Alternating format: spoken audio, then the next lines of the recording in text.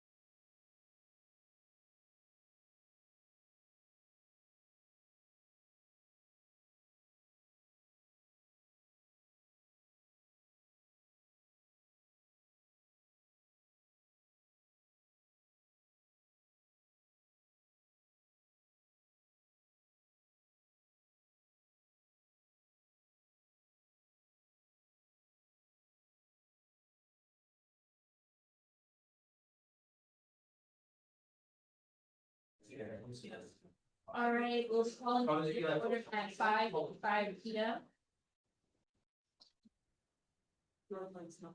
We'll go into roll call. Right, Speaker DeWard. President voting. Majority Leader Brunner. President voting.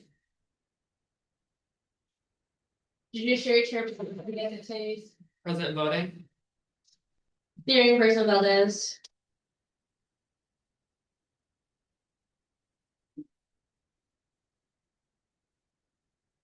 Parliamentarian Mello. President. Legislator Black. President voting. Legislator Zwicky. President. Legislator Iglesias. Legislator Lunger. Present. Legislator Monku. Legislator Markowitz. Present. Legislator Martino. Present. Legislator Mays. Present. Legislator Mason. Present. Legislator Oprah. President. Legislator Prishandaro. Legislator Rosa Chap.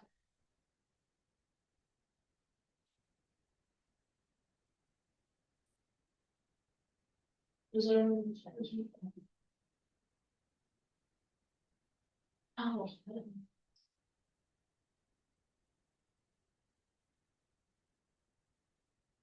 Legislator Snow. President voting.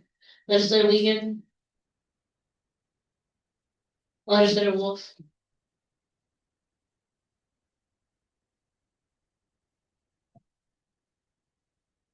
All right, and with that, we have moving on to our land acknowledgement.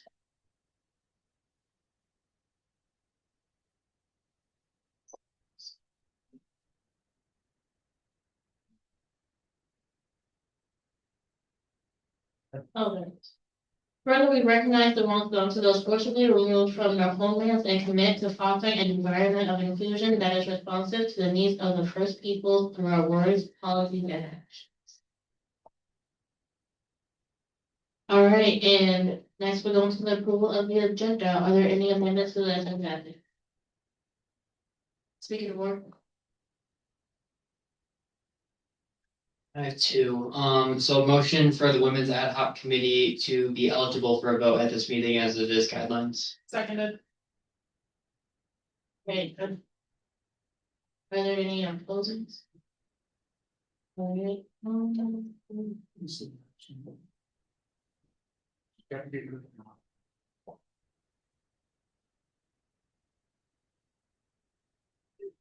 A similar motion for CB 6822 to have it be eligible for a vote as it is a second reading.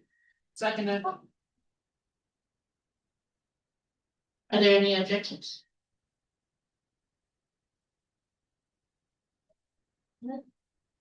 Motion to. Legislators now. Motion to move CB, scroll up please, the agenda. CB 6825 to also be eligible to vote.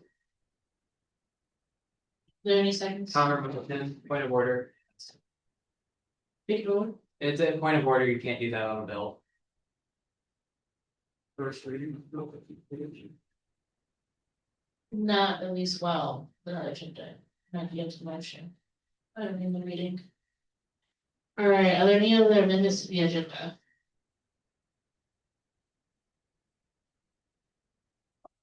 All right, with that, we'll go into the voice vote. Are there any objections to the agenda? Are there any in favor of the agenda? Yeah. Okay. All right, with that, the agenda has been approved. Next, we'll go into the guest speaker. The first one we have today is Faye Henson, the organic farm presented by Marcus Johnson.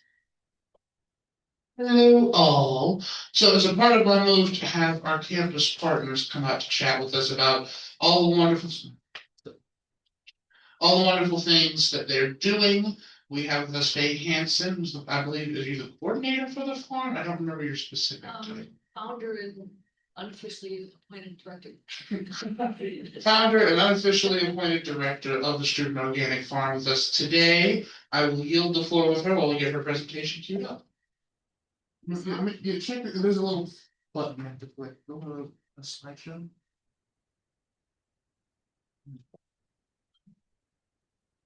What's the hold this? Would that be?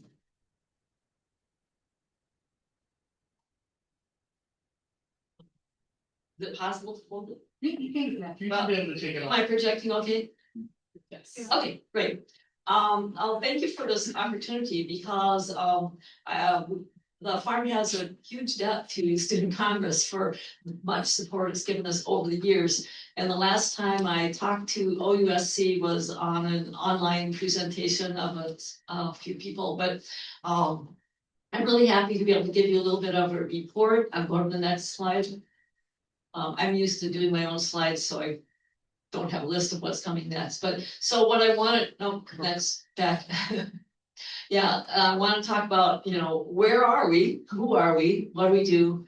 Who benefits and how can you be involved? And this is a picture of students from about, I think this was 2019 class. Next slide.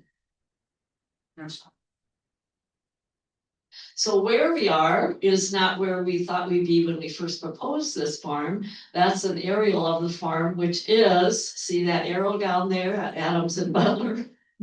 That's where we are. That's why a lot of people don't know that we're there, although as of lately, we actually have a sign there that says what's going on after 15 years. But one of the issues with that location, of course, is it's not very accessible to people, especially if they don't have a vehicle. So that's one thing I hope we can do something about by making pathways and stuff, but maybe that's another matter. Next slide. And by the way, I put together things from different talks I've given. I didn't develop something separate for tonight. So you'll see all kinds of different formats, but I think it's important for you to understand how student-centered right from the beginning this farm is. So the background to how we started is sort of a coming together of important things at the same time, I am a former cardiovascular researcher in the biology department, and I had the idea that I wanted to do more with health in a preventive way. And I went to MSU and got a certificate in organic farming during a sabbatical, and it transformed me. Everything I wanted to teach to do was, I came back like hot to start a farm. I wasn't even sure that's why I was going there, but I came back like, we have to do this. And on an Earth Day program at the OU, as at the here in the Oakland Center, I came across a program, our group of people, 3 different people were talking, different clubs, 3 different student clubs were saying, and this is way back in 2008, I think, where it wasn't on anybody's radar. People said, we'd really like to have a garden, you know, to give to a student, either to help the community or to help the students. And I'm like, I'm listening, I want to do this too, let's do it. We put in a proposal to OU. It took more than a year, and then the rest is history. And the location that, show me the next slide, I've forgotten. What's next? Okay, back up to that map for a minute, if you don't mind. Reverse, yeah.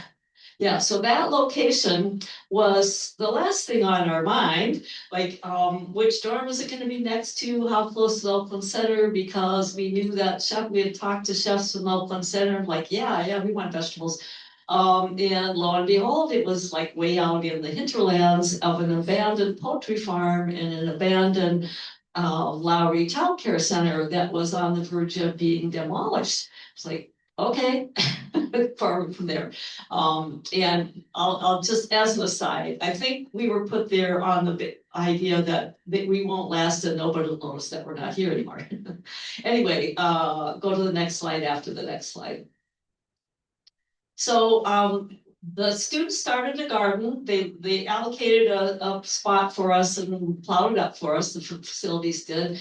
And it was just a pretty small garden, but in a year, it was just volunteers and club members. The club had a different name back then, but it was just students managing it. And we raised maybe 3 servings of vegetables that we brought over to Chartwell's, and you know, we were getting a little bit of vegetables. But I knew from my experience at the farm and also working with a turnover of students every 4 years, if not faster, depending on when they started, this was going to be an uphill battle to keep it going. And so we were really lucky. Go to the next slide. We got it, we heard about this from the dean's office. We got this grant that converted the farm from simply a volunteer student initiated project to an academic unit, which in my opinion is the only reason it's still standing, because it's so hard for any kind of a volunteer based thing like this. It takes a lot of work to keep going. So this grant has changed how I taught and what we do at the farm.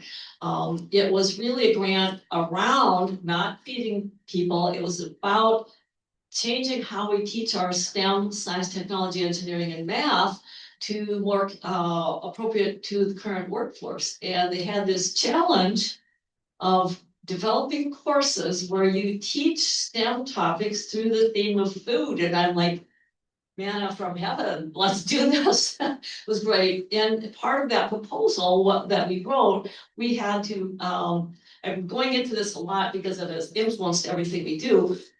We were asked to collaborate with a nonprofit and also with another academic unit that did STEM. And we partnered with Lawrence Tech Architects and develop something called the Sustainability and Creativity Zone for that area that we wanted to develop all those abandoned buildings and do some green infrastructure and big ideas about what we could do, which most we weren't able to do, except that now we're doing a little bit of it. But anyway, it was wildly approved, enthusiastically approved by Arts and Sciences and the Environmental Development Committee. So go ahead.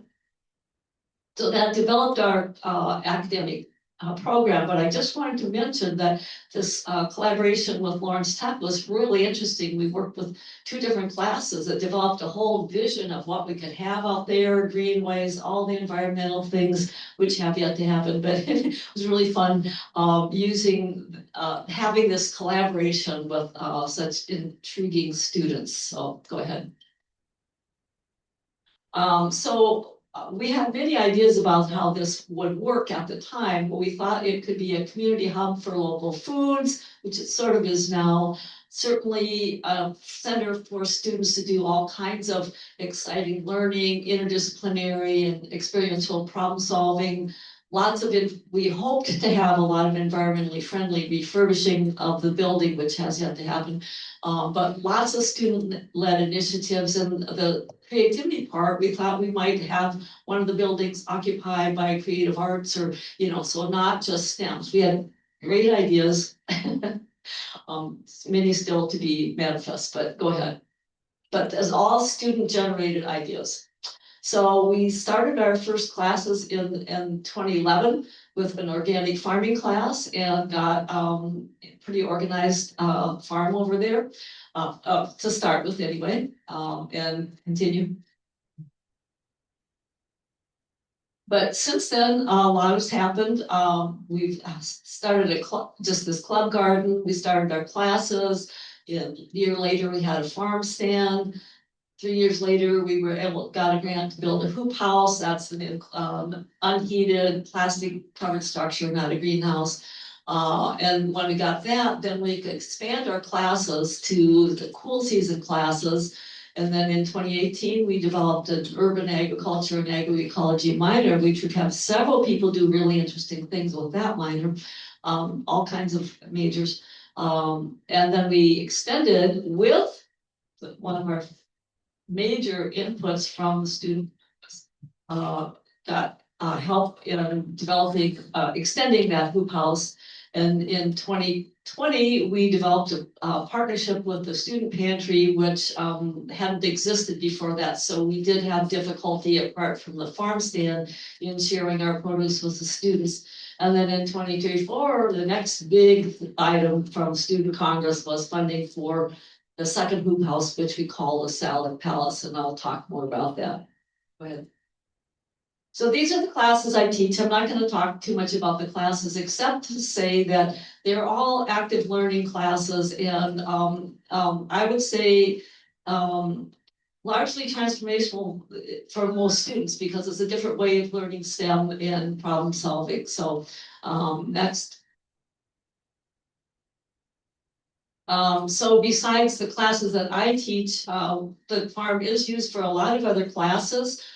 Different classes come to the farm for different purposes, sometimes for whole classes, field trips, service learning, internships, and things like that. So it's been really valuable for student experiences in terms of academia, but also in terms of some social activities. Go ahead. This is just to promote the idea of the urban agriculture minor, of which I'm the major. I'm not the advisor. Go ahead. I always consider that our vegetables, most people think of the vegetables as our primary output. I think of it as somewhat of a side product of our primary goal, which is teaching STEM through food and farming, but also critical thinking and problem solving. And it's really for the future of families and the planet. Everything's about sustainability. Next slide. One of the a typical comment that I get in my classes is I learned how to learn a different way of learning that we do on the hoof, so to speak. So people really enjoy this type of learning. Go ahead.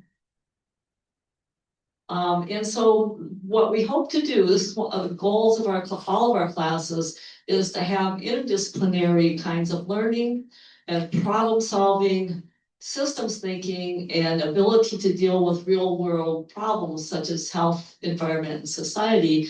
And that was the purpose of that original grant, was to train our bioscience students to be able to interact with more broadly in the workplace than what they had been coming out doing. So next. It's different because rarely are we in the classroom except in the winter. We're outdoor learning in different ways. So it's like a classroom without walls. You don't often do classwork in a hammock. Next slide. And everybody really does appreciate the hands-on experience and active learning. So that's one of the feedbacks we get a lot. Go ahead. Some of the side effects of all of this is that people come out of the classes and the other activities really understanding and being adapted very well for teamwork, which is so important in the workplace today. And then being able to do all kinds of things together just as a team and giving everybody a sense of community while they're doing it. Yes. Next. We have become, besides the classes, we have become sort of a linchpin for some of our campus culture, which is the farm stand on campus. Go ahead. We've started out with a little table at first in 2012, and now we have a regular double tent. It used to be every in the middle of all the summer starting, but COVID changed that. Nobody's here. So it's just a fall farm stand right now, but it does involve the student club, volunteers, and the classes, and everybody looks forward to that. It's good teamwork doing this. Next. So we also developed, with the help of a grant to get it started, a program we call Grizz Screens, where we share our produce with the pantry. At first, before the pantry, students had to come to the farm to get our produce, but we had a voucher system then. But now we're able to donate quite a bit, up to 182 pounds so far this fall. And some of what we donate is really, we try to have very student-friendly produce that students can use, whether they have a stove or not, fresh food, salads, fruits, finger food, that kind of thing. And we are still able to provide some now for possibly through the rest of the term. So we're going to bring a bunch over tomorrow, last people to next week. That's So one of the things that students have been involved in is the building. So it's not just being in a classroom. They become you develop this relationship where you have an investment of your time and learning in this building. So all the hoop houses were all built largely by students, and the big one was built by 6 different classes. Next. And this is showing more. Now the lower right-hand corner is showing you another student congress investment, which is the raised beds that we put in when we extended the hoop house out of necessity for reasons that I won't go into. But anyway, it's been a big help. Next. So another thing that has come out of the student farm is we do hire students, and the students that work with us really get a lot of leadership training and teamwork training, and it's a fun job. So I'm always interested in having people get involved with that. I wanted to show you that picture that on the right of our outdoor farm stand during COVID in the middle of the winter, late fall. Every student in that picture on the crew is in a different major. So the tall guy, he was our farm manager. He's in the School of Business. So you don't have to be a biology major to do this. Next. So we have a lot of opportunities for internships, service learning, and all kinds of activities that you may need through some other class, or know of somebody that wants to take a tour there. Just want to let you know those are available. Next. So the student club, the third final name of the club used to be Student Organic Farmers at OU. That was very long. But so the Growing Grizzlies have a number of activities, and one of the big ones up until this year when we're closed has been our fall Thanksgiving bake sale where the students bake all these organic pies. That unfortunately isn't gonna happen this year. It was supposed to be baking this weekend and selling next week, but it's not happening. But they have a lot of fun and they've won a few awards from the student for what? Gene Ann's shop, whatever it's called. I can't keep track of all these. Next. So the students that are involved on the farm, besides being the Greens recipients, we always have extra food that we call it farmer food. You can take home and might not be perfect, but you have a chance to sample the food that you're growing or volunteering to use. Next. Also, it's a really fun place. It's a very holistic place for students, whether they're in the classes or coming to volunteer.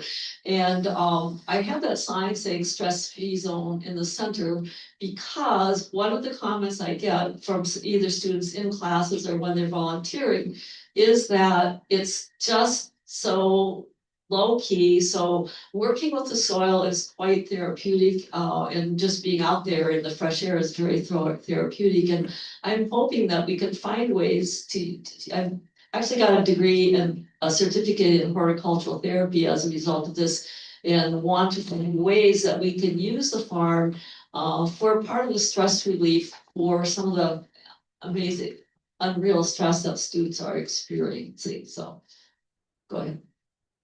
We're gonna ask for a time extension when it, Oh. cause we are up on. Yeah, I'm just getting, sorry, okay. Motion to extend by 10 minutes.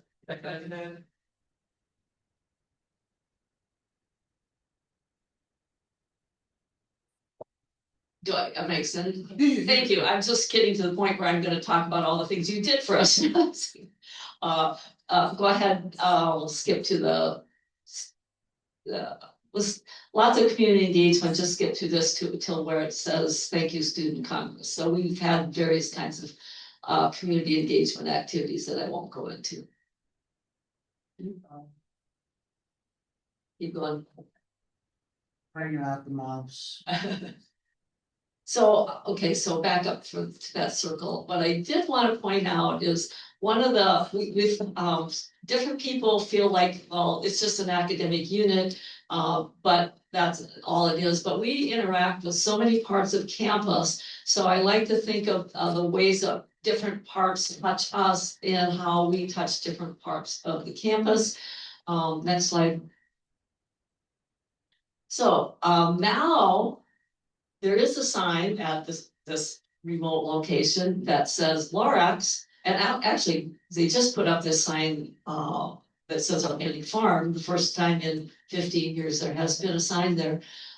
This site now is evolved into not the center, the sustainability and creativity zone, but a different iteration of that, which is the laboratory for outdoor research, agriculture, conservation, and sustainability. So there are other faculty people out there that are doing research in activities. So next. So I want to show you some of the many things that you have done for us over the years. Next. We've had activities like this volunteer day, and while students were volunteering, we cut some flowers and made bouquets, and Jean Ann came out there, and that was the first time she'd been there in all that time. So, next. So one of the first things that were given to us by you guys at the request of our club was this green shed. We had an old abandoned garage that was falling apart, and then a little plastic shed that OU gave us. It blew away in a windstorm. So you guys gave us a really not enough money to buy a really nice shed, and I'm always proud to show people how organized we can keep our materials inside it. So thank you for that. Next. And then we have to refrigerate our produce, even just when we're preparing it for farm stand, and we just had regular kitchen refrigerators, and you funded a double door industrial cooler, which has been a game changer for us. So thank you for that.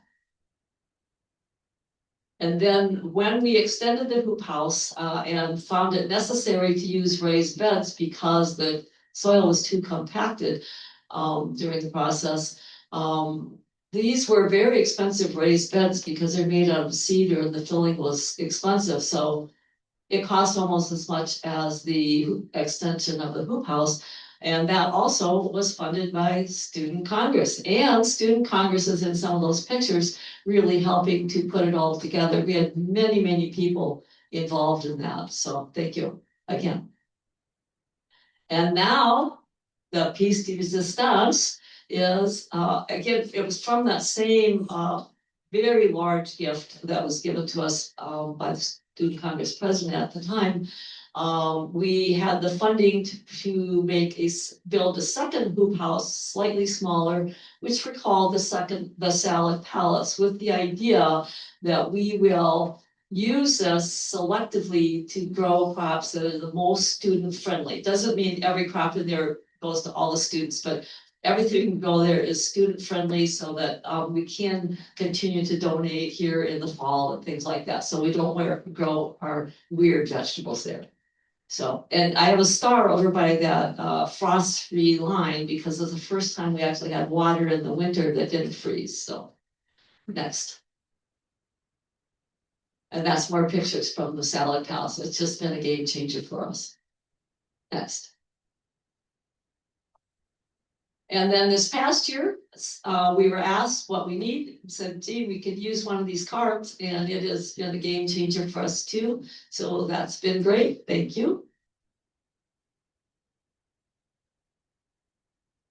And then the other thing that this year we were asked, as we got, you provided something for Lorax, which is the Lorax bought this big industrial tent to use for our shelter out there for events. And you provided the tent walls, which are in the mail as we speak. Now, the rest after this is, well, I'll go ahead.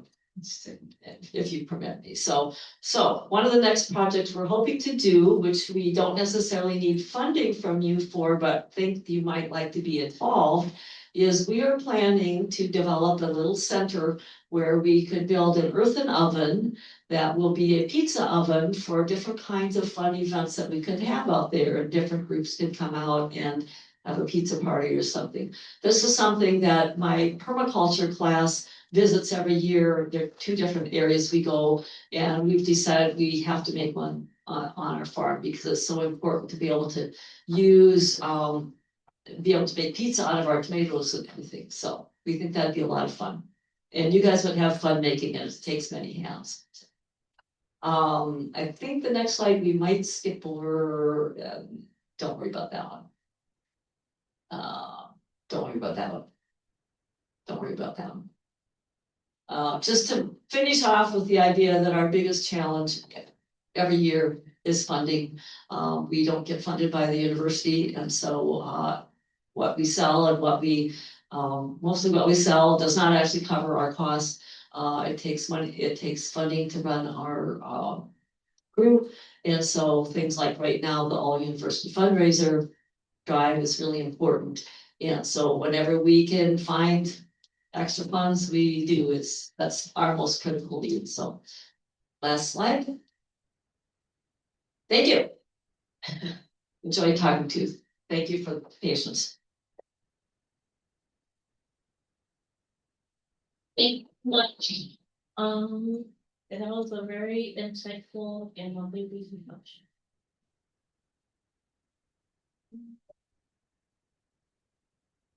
Next, we have Neil Baumgartner, Associate Vice President of Student Success and Advising President by Marion Brunner. Okay, so as many of you know, and I've talked to many of you about the proposed withdrawal policy that's going to be going before Senate this week on Thursday. So I've been talking with Neil, and I met actually earlier in the year, closer to the spring. We had discussed a plan of how to get students involved. We met earlier last week and discussed what Student Congress could do to support this. As many of you know, there's a resolution up later on the agenda regarding this withdrawal policy.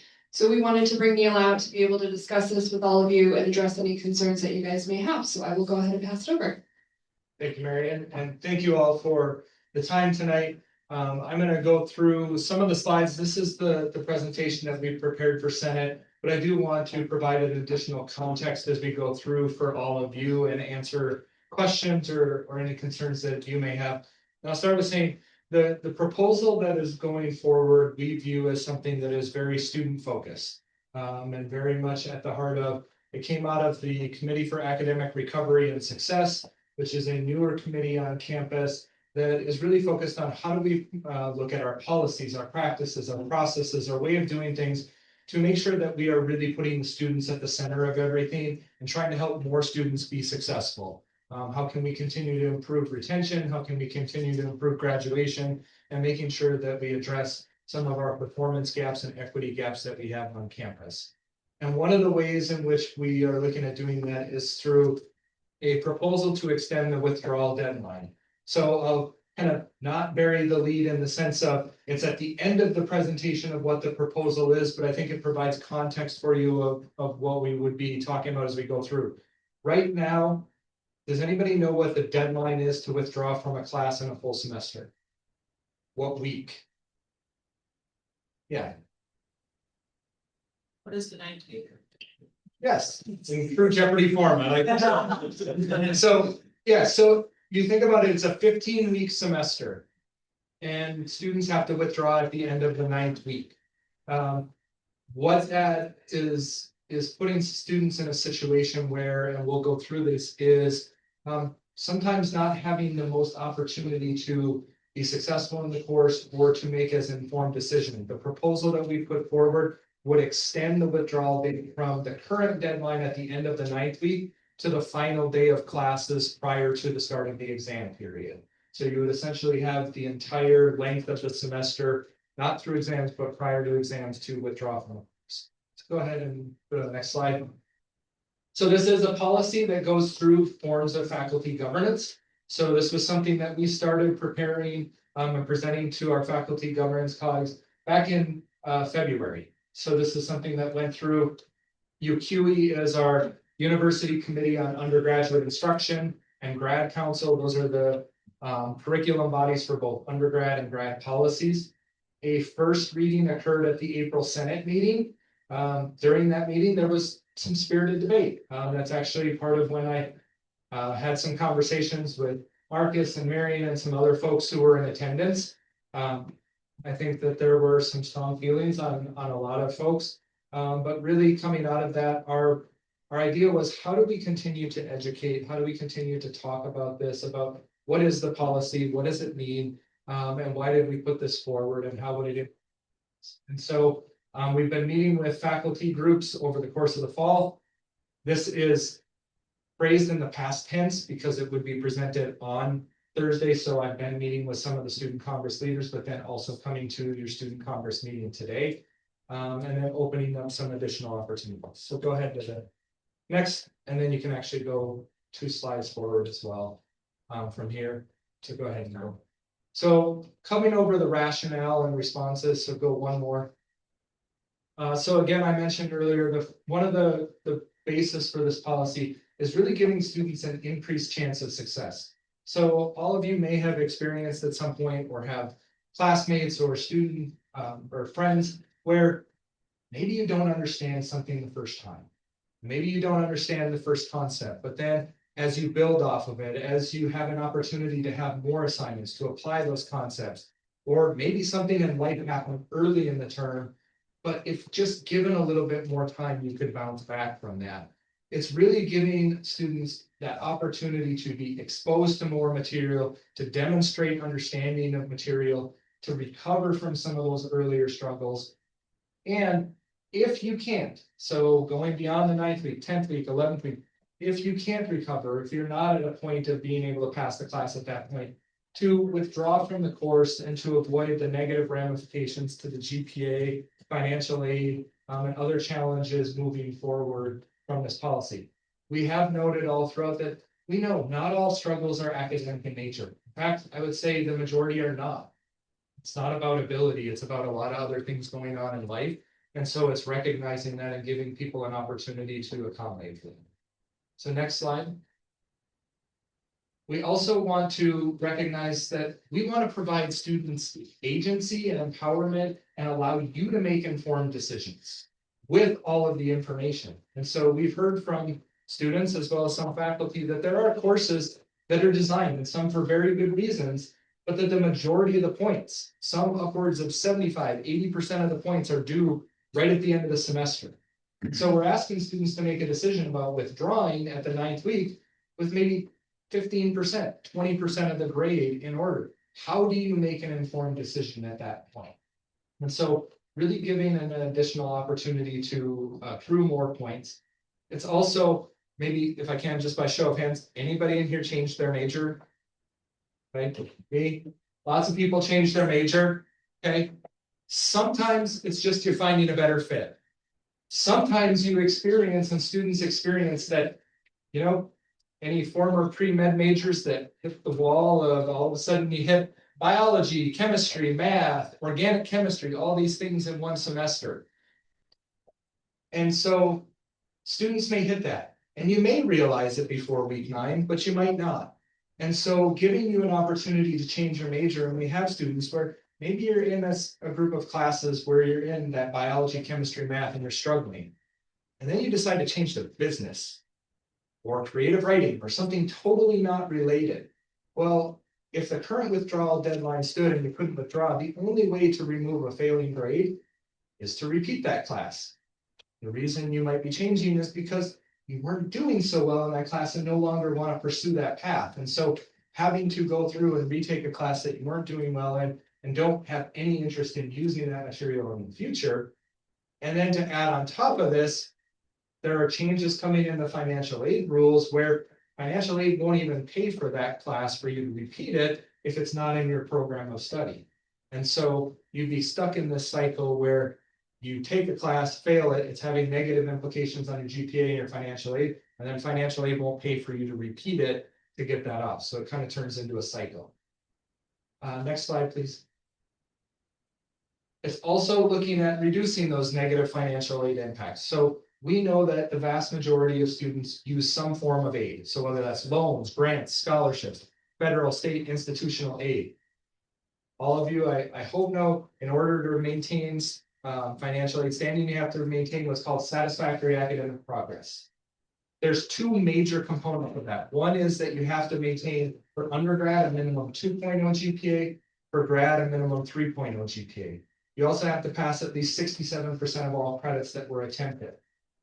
An F grade is much more harmful to that satisfactory academic progress than a W because it's a double whammy. It does the GPA and the pass percentage, whereas the W is just the pass percentage. So again, remember, you can only get that F off by repeating it, and financial aid won't pay for it if it's no longer in your program of study. So there have been some questions or some things that have come up where there's a concern that this would be a financial equity concern and would advantage more affluent students. We have reviewed this with the financial aid office. We have talked through all of the permutations. I would say, I will acknowledge, yes, there could be a potential that a student who's paying their own way could go through and not like the grade that they're getting at the end and withdraw, and then come back around and repeat it the next semester. They can do that right now by repeating the class and removing the grade if it's not a W. I also know that even if I'm more affluent, $2,500 in 4 to 6 months of my life is still a major consideration, and things that students aren't just repeating classes just willing. And that's what we're kind of looking at. What it is providing more equity along the lines of more equal footing for those students who do need financial aid versus those who don't have options in front of them of how they move forward in their classes. So there are, if we go forward, there are some additional concerns that had come up. But what I would like to do at this point actually is to potentially yield the floor and open it up to any questions or concerns, because I do know that there were some questions that have been voiced.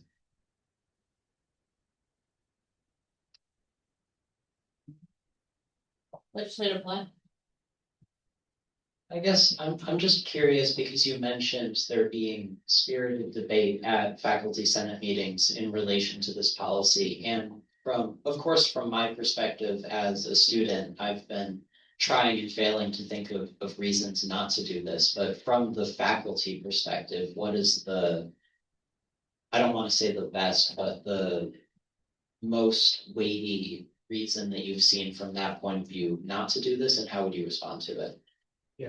I think that's a great question. So I would say two things that have come up, if I may, that has been some of the most debate both in April and then also right now is one of the concerns is that, well, we already have a process in place for this. There's the exception process that students can file beyond the withdrawal deadline. To that, I would respond, yes, the exception process is in place, but it is not the answer to the issue that we face. It's a very narrow exception process. It does only apply to certain stipulations. There are things that are not included. You also have issues with access and transparency. How many of you in this room know we have an exception policy? A petition of exception policy. No, not a petition of exception for just your grades, but an actual registration exception policy that would give you an opportunity to withdraw beyond the withdrawal deadline. So there's a few hands, and so this is part of our thing is you have to know that that exists. You have to know where to go to file the forms. You also have to have documentation, and then your reason has to fit a narrow scope. What this does is expand and say, you know what, life happens, different things come up. We're providing you the agency to make an informed choice as an adult, as the person who's paying for this class, as the person who is plotting out your future. Is this the best route for me? Understanding that withdrawing, as I said, there are financial implications, there are time implications, there are things that come up with that.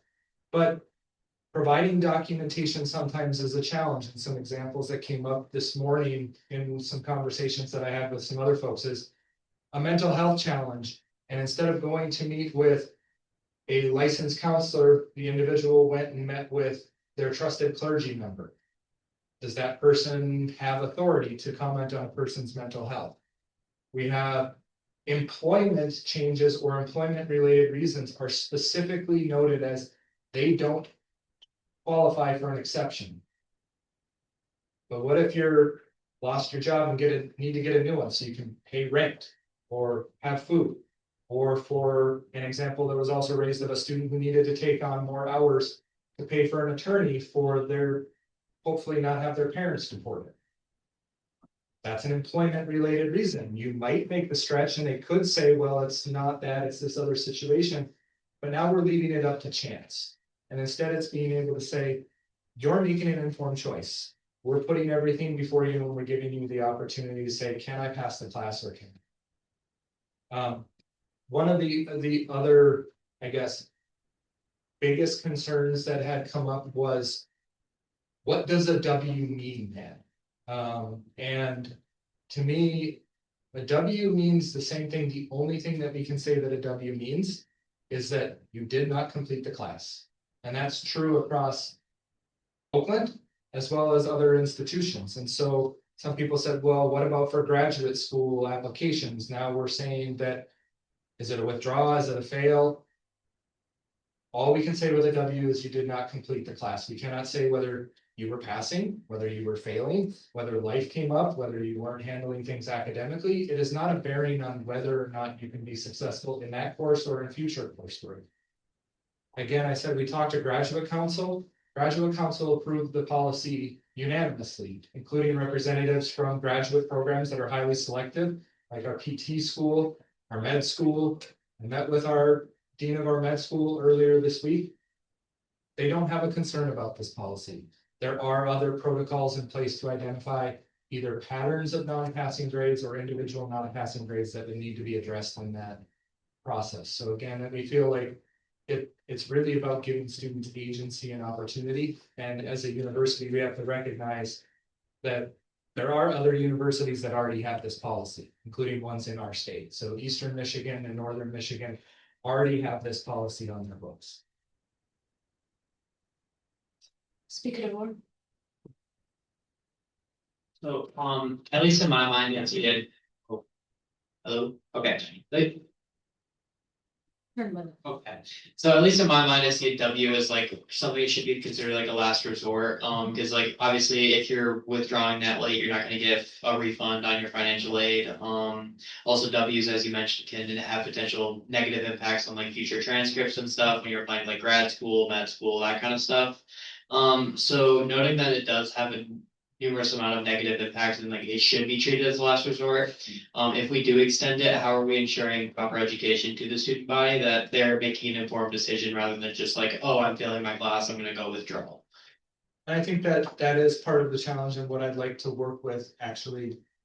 Students on how do we communicate that. I do know through our advisors, we would like to communicate that out as well about.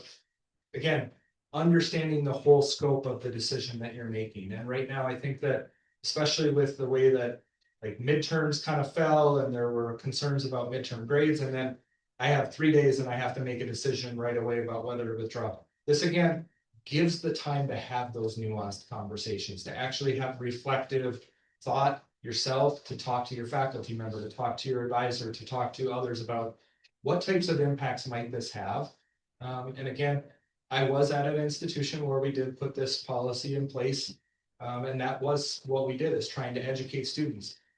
We did see in the semester that I was there when it happened. Yes, we saw the number of Fs go way down. We saw the number of Ws go up. It was not a 1-for-1 trade-off, though. We actually saw the pass rates go up as well, because given additional time to stick with the class and to master that material, we actually saw more students do well and pass the class rather than having to either fail or withdraw. And I will ask, will the legislative body extend discussion as we have hit our time? To be more Done by 15 minutes. Sorry, no. Sorry. Legislators, no.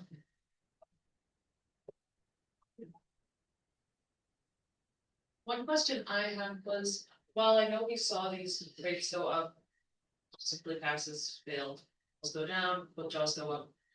I know with the current system in place, there is also a sort of checkpoint system, such as meeting with your academic advisor, meeting with faculty. What are we doing with this new policy to ensure that those same checkpoints can be met before students just withdraw when they're not doing so well?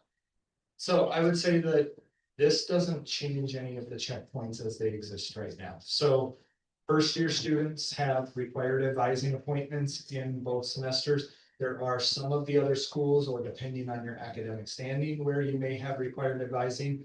This is also an opportunity for us as we continue to improve the midterm grading process, our alert system and faculty feedback process, to hopefully identify students who are struggling and to have intentional conversations between advisors and students, between faculty and students, to have those conversations again, to your point of what does a W mean, not just for this semester, but what does it mean for your future pathway? Is this course a course that you can repeat again right away next semester? Does this impact future courses and progression?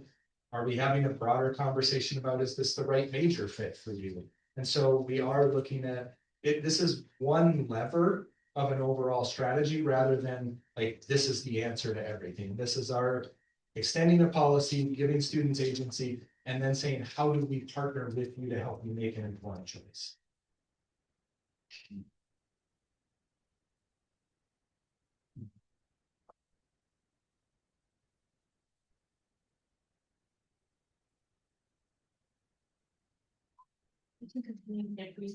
Sure, I'll just go through a few of these other ones here. So this first one I already did hit at, but I would highlight again from a graduate school experience. One of the things that we did say is you're making assumptions as it is right now because W's mean different things or have different deadlines on different transcripts. OUWB, PT school, PA school are not just admitting OU students. We're admitting students from across the country and across the world. So understanding that not all W's, not all things are equal as it is. And so there are already processes in place to evaluate that. One of the other concerns that came up, and I talked about this, but it's also understanding that the C- DFWI rates, which for those of you, you may know, you may not know, the institution we track these, what that essentially means is those are non-passing.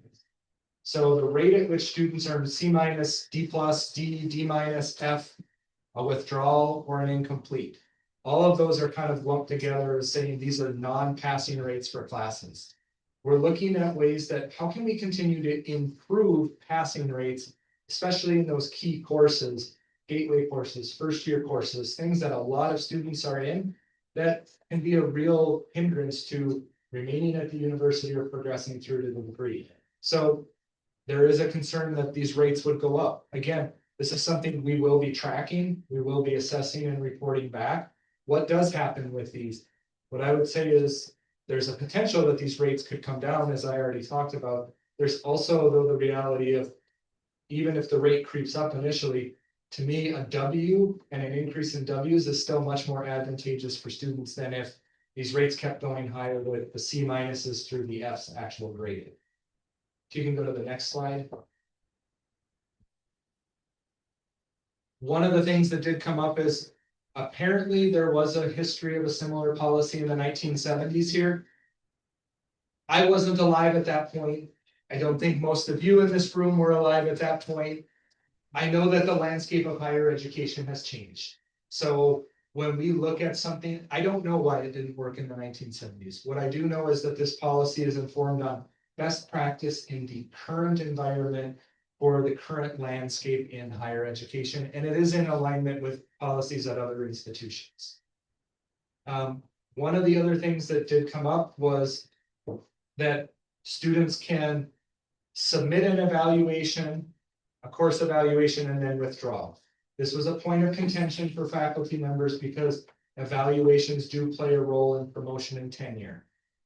The counter to that from the committee, councils, and other faculty is, one, all students who are in your class should have a voice, including those who withdrew. And so maybe there's something that they can contribute to understanding the performance in your class and having that voice. Two, it's very much, again, an assumption that a withdrawing student would give a negative evaluation and that those who pass don't. There are students who get A's and B's who get negative evaluations. There's also the feeling that, and we express this, so what it feels like is in order to give a negative evaluation with a non-passing grade, I need to be punished and get an F. And that was a feeling that we don't agree with, and we feel like, okay, we should still have an opportunity to withdraw. It is an important consideration. Again, what the faculty committees had said is that that's an important thing that needs to be brought through different governance channels, not through a policy that's focused on students and student agencies. And so with that, if you want to go to the next slide. And then again, the proposed policy, you can go to the next slide. So again, it's just reinforcing for you the drop deadline, which sometimes this gets confused. A drop is when you drop the class and it's removed from your record completely. That would remain as it is in the first 2 weeks. It's a drop, it's a record delete, it's 100% refund. Beyond that, you don't get a refund. And so the W deadline and when you would get is it extends from the end of the 9th week to the last day of classes. And this would be for all term types, parts of term, fall classes, winter classes, summer classes. All classes would have a withdrawal deadline on the last day of classes. And so, as we said, with that, we're hoping to bring this back before Senate for a second reading where they would have a vote on whether to accept this. And we're just bringing it forward for your information and for your ability to comment. Yes, ma'am. Thank you. This is not a question. This is more of a statement. But census policy will be going up on Thursday in front of Senate. And provided that I was present for the last conversation that took place, I think it would be very important for students to be at that meeting to represent student sentiment and the fact that most students are trying their best and making the most informed decisions that they can, and students are not just lazy and do not care. So I have those details over. Marcus and Nina also have those details. So if you're available Thursday at 3 p.m., please be there and just support the policy that's going up. It would really mean a lot. Thank you. I would just add to that, and this is when I reached out to Marianne after the April Senate meeting, I did express this. I would express this to all of you. Um. Frankly, I was embarrassed on behalf of my colleagues for some of the language that was used. I do think that our students are phenomenal. You are all phenomenal. I think there's a lot of different things that are going on. I think that the way in which we debate policy needs to remember that our students are humans and that you're at the center of it and that we are here for all of you.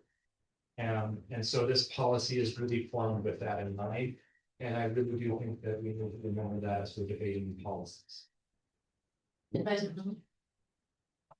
For your failure to officially withdraw, Can you talk into the microphone, just so that for your official failure to officially withdraw, is that hardcore deadline, or do they also have an appeal process even for that? Yeah, so there would still, so this would not take away that exception process.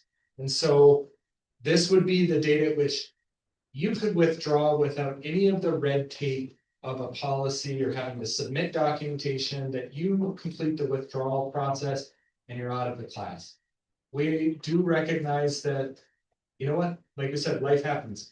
People end up in the hospital, people end up in different things, situations where maybe they don't complete this withdrawal before the end of it. The exception policy still would remain in those instances where you could file an appeal for anything medically related to the Dean of Students office.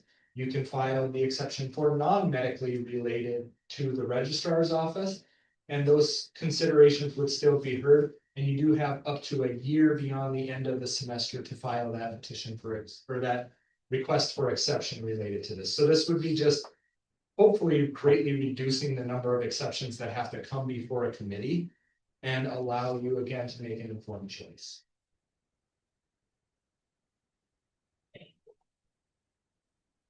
Advisor Miller?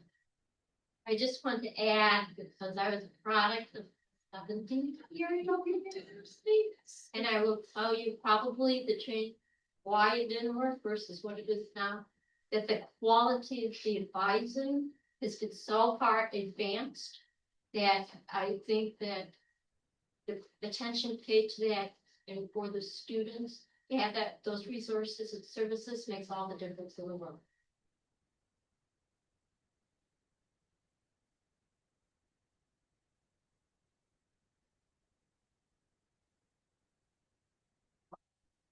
Are there any other questions or points of discussion at this time? Well, that's all you have. Thank you so much. Thank you very much.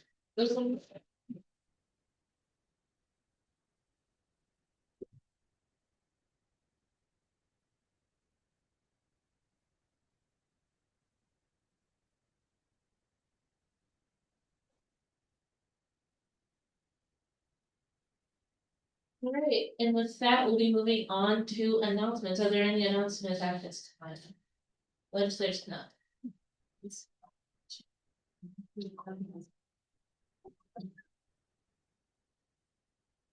Okay, so the big announcement I have is Grizzlies put together in Grief. Their first meeting was supposed to be the day of the closure, if you all were aware. They moved that to December 5th.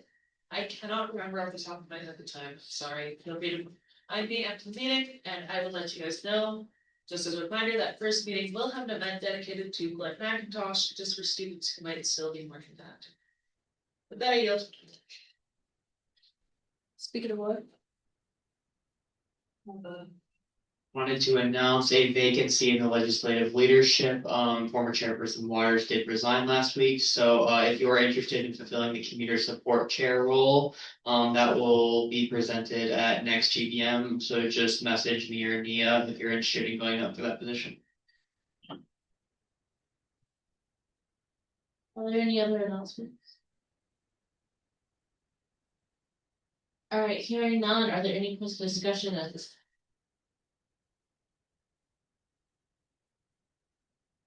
Hearing none, we'll be going into new business. Approval of Michael Wesley for legislator presented by Speaker Ward. Yeah, hello, everybody. This is the first perspective since I believe July, so yay for that. We'll be for being slow on that, I guess. But Michael reached out, I think, way back in September, and finally is able to go up today and talk to y'all, so I won't steal his thunder. I'll let him talk about himself a little bit. Yeah.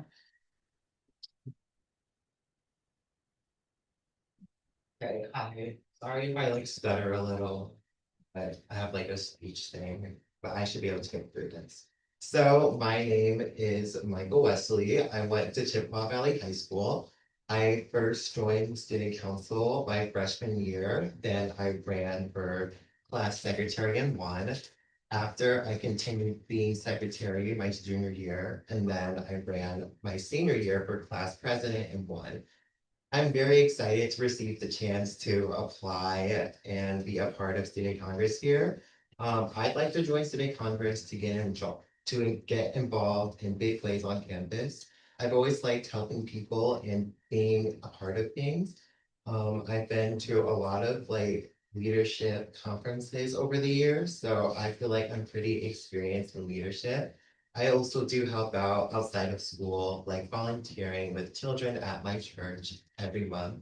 I also enjoy being in clubs where I can help out as much as I can, but also meet new people. I'm a commuting student here at Oakland, along with 83% of other students, and I didn't know that was percentage until somebody told me. And when I told my friend that I wanted to join the student congress, they were like, I didn't know that you could apply as a commuter student. I was like, why would anyone think like that? Like with the club, anyone can join the club. When she said that, it made me wonder if any other community students are involved in any other clubs. And I asked, and a lot of people I asked said that they aren't in any school activities. But student involvement is something that can be worked on in almost every university. But in my first 2 months, I feel like that's an issue that I would like to see change because when I joined the club, I want everyone to feel like even though that you're commuting, you're able to like join and still make an impact in the first, few months of when you're being here. Even if you're like a freshman or anything, I don't think that that should stop you from wanting to join anything. Um, these past 2 months, I've struggled making connections with other students. And I know a lot of other students feel the same because I feel like it's hard to make friends when you don't live on campus. And I wanted to get involved right away. A little about me, I was in marching band for all 4 years of high school. So I joined the Oakland Bruce band. So now I'm playing at all the basketball games and I'm leaving to there, which is fun. Um, then I was like, I also want to join the student congress here because, after all of my experience, it's like something that I've always wanted to do. But I was like, didn't know where to get started or anything, got the courage, and I applied. Um, Student council in high school led me to student government, where I was able to do more than I was on council. Student government gave me the opportunities that I didn't even know I had. I even got the chance to try and join the Michigan School Board of Delegates, which is like the state student council. I made it really far in my interview, but I didn't get on. But I'm still like really proud for like even, wanting to apply for such a thing to like, expand my leadership journeys.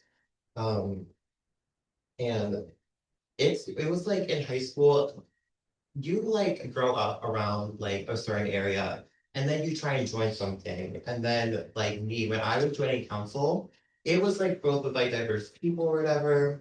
Then my senior year, it's the only Black person, the only man, the only queer person on the entire council my senior year as president. And I felt like at sometimes I was heard, which sucked.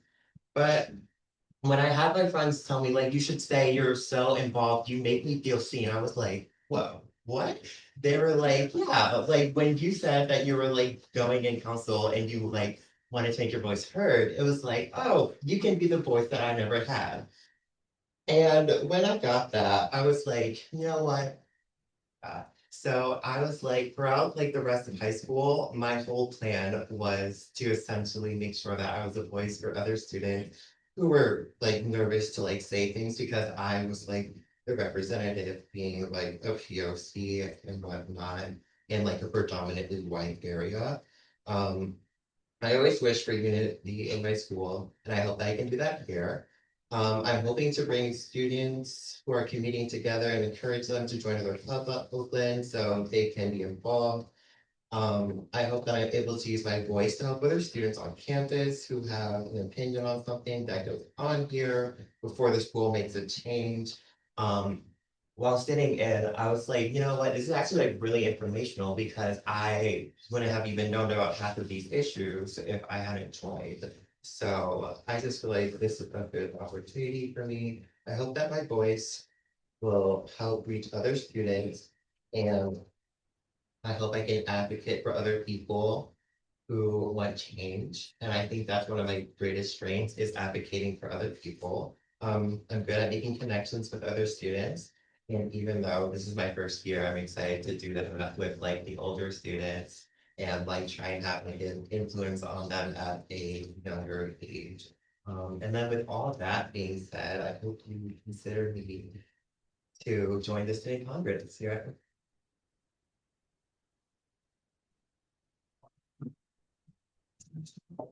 Please take any other questions. Legislators though. Yeah, I know, you went so hard. So yeah, I guess my main question, first off, I loved everything you said. You did a fantastic job. But I know you mentioned a lot about working with commuting students. I don't know if you heard earlier, we actually have a job opening in legislative leadership called commuter support chair. So would you be open to doing that? Yeah, because like I said, like being a community, I'm in front of home, that's like 35 minutes away from the school.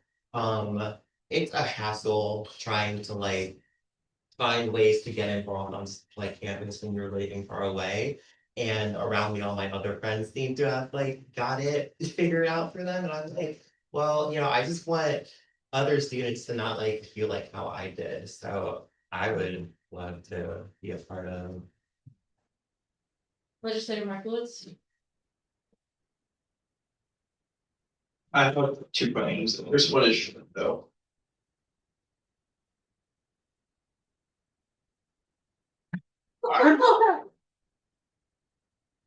Ooh. Should I just keep going or? Alright, so the first question is that today we have a bill going up about our hours and requiring that we work at least half our hours every single week. So we currently have 4 hours and it's looking like that's gonna get bumped to 5 hours. If you get approved today as a legislator. Given your current schedule, the majority of weeks, would you see yourself being able to max out your hours? For 5 hours, I think I could do that, especially since Tuesday is like my free day out of the week. So I think about it to like, if there were right opportunities. Perfect. And then the next question, which I always ask this to prospective legislators, and it's completely okay if you don't know exactly what initiatives you want to take on. But as someone who has focused a lot on student engagement and how can we get people more involved, how can we get commuters more involved, the thing that we run into is that they just want to go home. And it's really hard to change that. And so I was curious if you had any sort of specific initiatives, specific events, any ideas that you might have in mind that might just be a fresh new take that none of us have pursued yet. Okay, so at my school, we faced like the same issue where like nobody ever wanted to be there. Our student involvement was also really bad. I feel like something that we did was really, I know it's harder here, but even though that my school had a bigger class, I feel like most of us are still able to like meet with them and figure out what they need us to do to make it enjoyable here. Once we did that, we found out that a lot of our events failed because there wasn't things that they were interested in.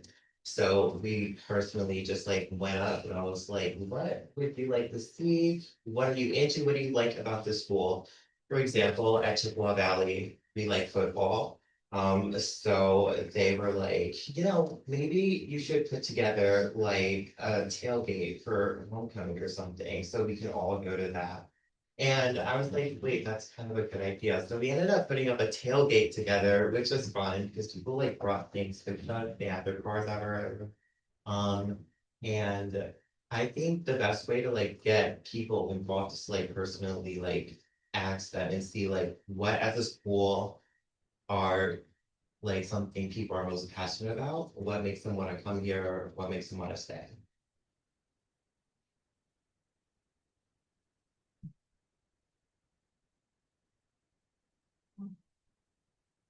Well, hold on, we are running out of discussion time. Is there a motion to extend discussion?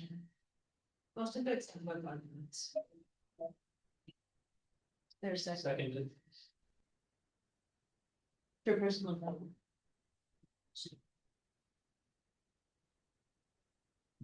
This isn't necessarily a question, so don't make it brace or anything. I just wanted to just like personally thank you for coming up here, giving your speech and trying to join this perspective. We all love perspectives here. A majority of the legislative leadership joined through the perspective process. The current president joined through the perspective process. I'm not in the legislature anymore, but I joined through the perspective process. So we all red flag, whether that's nation. We all know what it takes to come up here and try and draft a bunch of initiatives and try and figure out what your place is here. So I just want to thank you for coming and trying to figure that out with us. Thank you. Thank you. Thank you. Legislative Smith, Most of that discussion. there's a second. Seconded. All right, thank you so much, and I'll ask you to step out the room while the legislative body votes and discusses. Thank you. Let me close that door.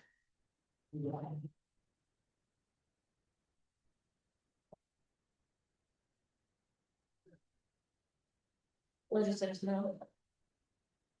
Okay. I'm not gonna lie.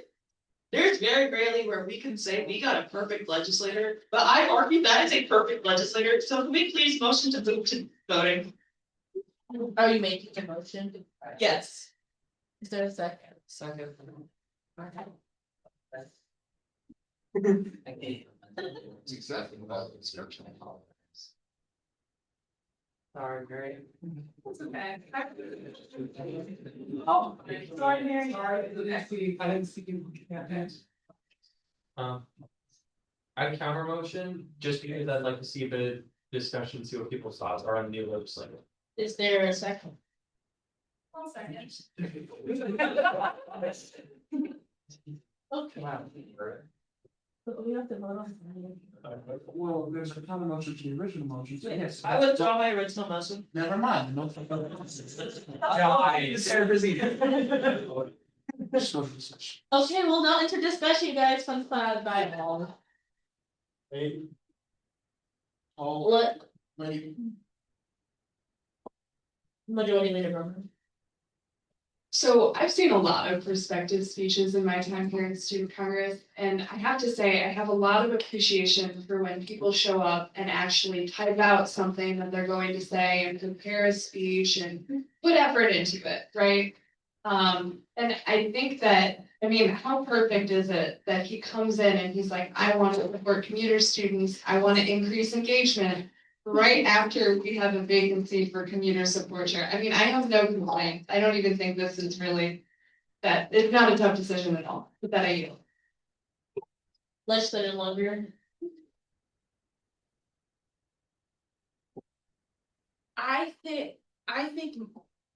I think Michael's speech was, he did a really good job.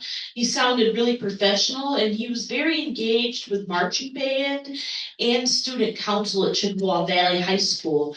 My sister actually graduated from Chippewa Valley High School and I live in Clinton Township. I don't live too far from Michael Wesley. And I'm also a commuter and I would like to work with him on initiatives. I'm really passionate on working with him with commuter support, working with him on commuter support resources and advocacy. And with that, I yield the floor. Speaker Moore. I was saying, I think I'm gonna toot everybody else's horn and say that, yeah, I'm just gonna continue to hype him up, but, he was great throughout the entire process. I just want to say how little information I gave him to have that speech. I literally just told him the 3 questions Marcus would ask everybody last year is like, why are you qualified to be a legislator? I forgot the second one. Why do you want to be a legislator, and are there any initiatives you want to work on? I really only focused on the third one because I know every single time Legislator Markowitz, like I literally call it a question. That you need to be ready to be asked what initiatives you want to focus on. And I'm so glad that he had some experience growing into here as just a first year student. And yeah, like I said, I can't hype him up enough. I'm glad everybody else is also on the same page. President Johnson. I will just add, note that the reason Vice President Matthews and I are laughing was because once Legislator Markowitz asked the question about initiatives, I told her that last year when I was speaker, I used to prep perspectives specifically for that question because I knew he would ask it. So it's kind of ironic that the speaker mentioned that. But to speak to Michael's speech, I think he did really well. I acknowledge that this process is intimidating and it can be at many times. So I will commend him for coming in to give the speech, to engage with all of us. And I hope to see him become a part of the team. So I think he'll be very useful for all of us. I will yield the floor. Legislator Snell. Okay, so. Not to go back to that old motion, but if no one has anything negative to add, can we please motion to end discussion and go straight to voting? Are you making a motion? I'm making the motion. Is there a second? You don't have to make a motion. Is there a second? Not a motion. Oh, God. Was there a second? Yes. Okay. Are there any counter motions? Okay. Speaker DeVore. Yay. Majority Leader Brummer. Yay. Chairperson Fayez. Yay. Legislator Black. Yay. Legislator Snell. Yay. Parliamentarian Bella. Yay. Legislator Driswicky. Yay. Legislator Lunger. Yay. Legislator Markowitz. Yay. Legislator Martino.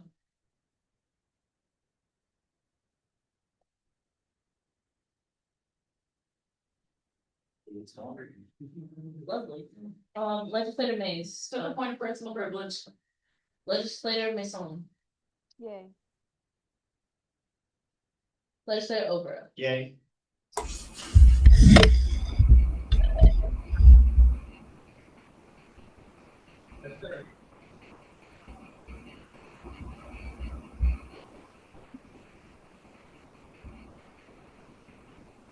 Legislator Rosario. Oh, sorry. That was a yay. That was a yay for me.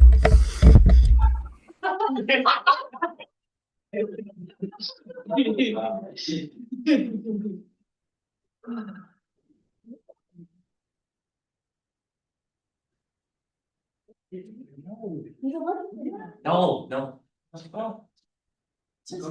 Congratulations, Legislator Wesley, for being approved.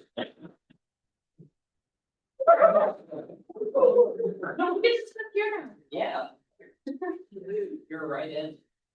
That's how fast we work. He doesn't go to the legal plant. I have to run to the bathroom. I didn't holding it up. And now you're the most up there. Yeah. All right, next we're going to the rule of this two Jai for directors and advocacy presented by Marcus Johnson. Hello all. So, as I've mentioned it to you all before, but with the departure of Director Roberts, he presented to us, Ms. Jai, for approval to replace him, as he intended to actually ask her for a lot of help with the initiatives he wanted to pursue that I know we were all very in favor of. So I will yield the floor to her and let her present herself to you all. Hi everyone, my name is Bintu. I'm a marketing student with a major, I'm a marketing major with a double minor in public relations and communications. And I'm also a transfer student from Michigan State University, so this will be my second year at Oakland. And throughout my time here, I've been really committed to creating spaces where students feel supported, included, and empowered. One of the experiences that shaped my passion for advocacy was helping bring back the reorganization of the NAACP, which is the National Association for the Advancement of Colored People, back onto our campus, because it was inactive for about 40 something years. And rebuilding that foundation just kind of reminded me on how important it is for students to have a voice and a place to stand together. And that's the same energy that I will be bringing into this role. As a big part of what I want to focus on, is expanding service opportunities within the Oakland University Student Congress and the community, and just basically being involved in the surrounding community. So I want to take on service-based projects. Like as example, I know it was previously discussed for a food or donation drive to support families in Pontiac this holiday season, especially with the ice activity in the area, because I know a lot of families are uncomfortable leaving their homes. And projects like this basically can make a real big difference and promote community involvement. And then another priority of mine would be to increase student engagement with OUSC, because I do want more students to know who we are, what we do, and how they can connect with us. And I'll be working to send like representatives, myself included, to different club meetings, organization events, and even um, classroom events to basically speak up about OUSC and the resources that we have available, because a lot of students do not know how much OUSC can help them out. And also building these relationships are just key to making advocacy meaningful. Another thing I do feel strongly about is the menstrual product initiative, which is a major responsibility this year. And with the university taking over the management of the dispensers in their buildings, I'll be coordinating closely with them to make that transition smooth. And then at the same time, I still want Student Congress to manage our share, including creating updated signage for each dispenser, tracking the management system so we know how often they're being used and when supplies need to be refilled, and basically creating a system where reliable access is available to all to all women students. And then yeah. So overall, my goal is just to advocate with intention, listen actively, and make sure that every student feels like they have someone in their corner and somewhere to go. And I'm also grateful for the opportunity to serve, and I'm looking forward to everything we'll accomplish together.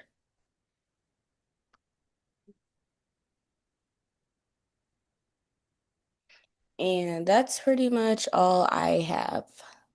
All right, thank you. We'll go into questions. First point of order, ask legislator Wesley to present for the board. Um.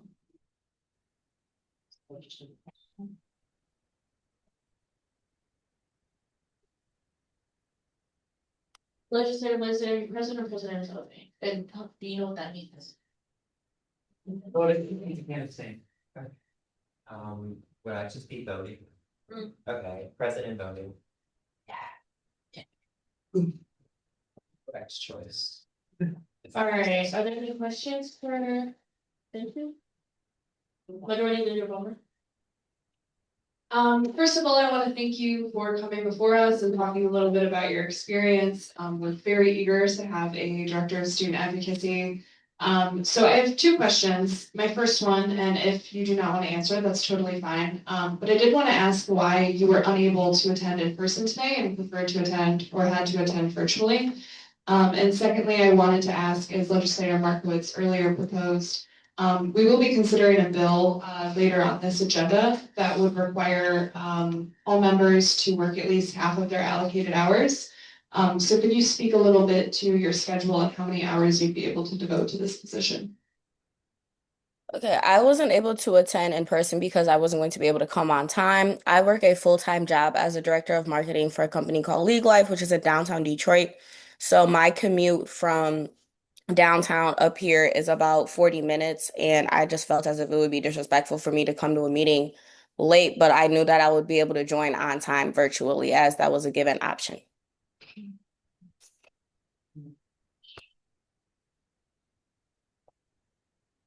Thank you. And then would you be able to touch on how many hours you'd be able to devote to this position? I'm able to devote 12 hours a week as required.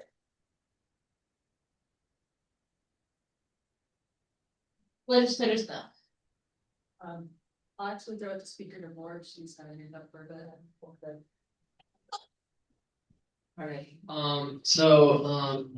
Bintu, I'm not sure if you had heard, President Johnson had told you prior to this meeting, but a big initiative that, both he and the legislature have pushed this year is the voice committees, which is supposed to be just like, different committees to reach different, groups of people that typically go underrepresented in like student government and stuff.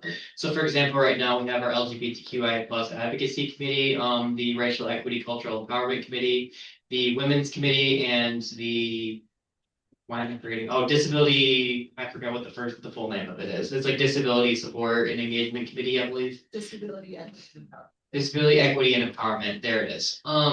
So with those, I didn't know if you had known before this meeting, but knowing that those exist, do you have any plans on continuing to develop those, and how would you envision using those in the future? May you repeat the question, please? With those voice committees that I said earlier, how would you intend on utilizing those in the future as director of student advocacy just to reach those underrepresented groups on our campus? So, as somebody that is a part of an already underrepresented group on campus, I would just make sure that every community is like being reached out to. I'll be asking them what do they need, how I can support them, and basically like advocating for what everybody's like requests are and doing my the best of my ability to make sure that students are comfortable at this university at the end of the day. Legislator Snell.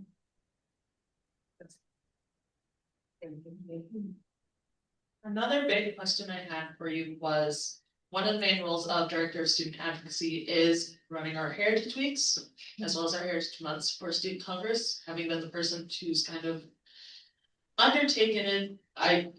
While it does not, it's a big job, so would you be able to devote your time to not only managing the development of these programs, but also ensuring that they will be running well, smoothly, with full capacity? Yes, when I was at Michigan State University, I was also part of the Multicultural Center of initiatives over there, and I had to help be on the planning committee to recognize all of those Heritage Weeks. So yes, I am able to fully commit my time to make sure that all of those are executed properly.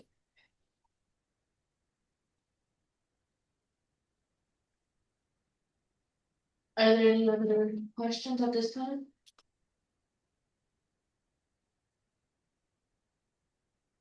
All right, Benji, we'll put you in a waiting room on line.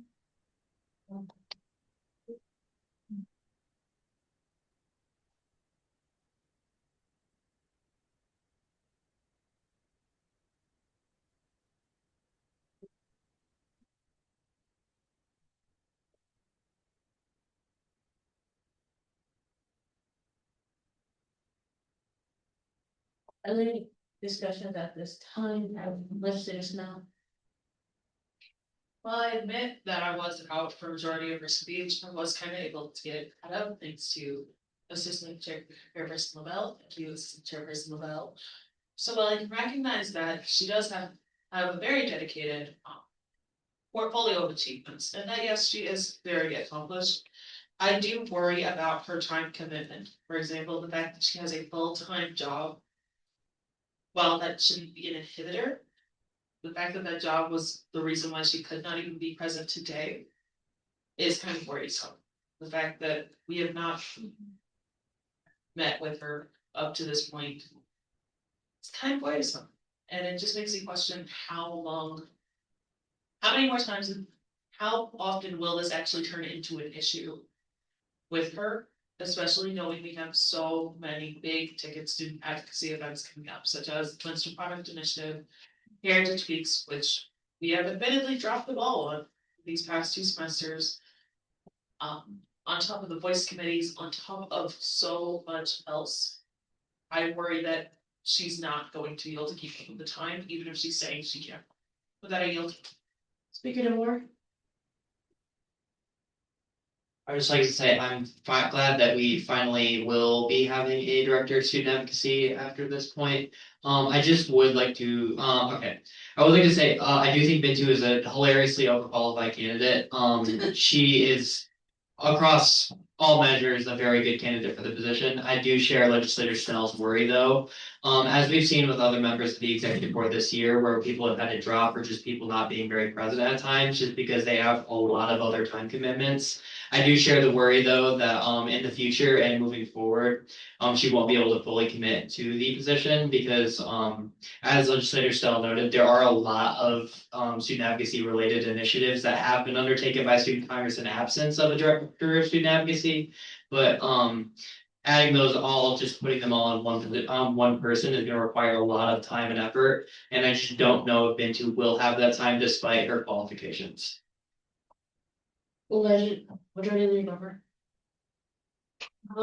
So I just wanted to echo some of the sentiments. I will say, as Speaker DeVore said, I think she is extremely overqualified for the position. I mean, she's obviously very involved and works very closely with a lot of diverse organizations to make sure that diversity is promoted. Although I will say that, as Legislator Snell mentioned, working a full-time job does worry me a little bit. I know she said that she can't commit to the 12 hours, but I will also say, taking into account historical precedent, looking at the amount of time that previous directors of student advocacy have put into Heritage Weeks and the fashion show, I can at least say last year, our director of student advocacy was provided additional hours through discretionary because there was so much to get done to make sure that those events came together properly. And I think all of us know too, the job doesn't just stop once we run out of hours, right? So I do have a little bit of concern there. But with that, I yield. Legislator Margolis?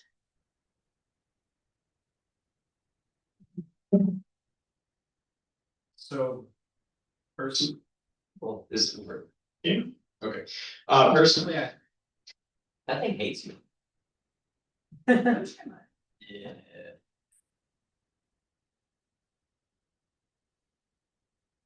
So personally, I think that we should approve her right away. And the reason for that, I understand that we have concerns about, is she able to do the work? She said that she was, so I think simply not admitting her because of suspicions that maybe she doesn't have enough time. When she applied and said, yeah, I have enough time, she didn't hesitate. She said, yes, I am prepared to do 12 hours. Keep in mind too, that if we pass the legislation that we're trying to pass today, that, you know, if for some reason she comes in and you can't do, I don't remember if it's the half or 3/4 of the hours, half, thank you.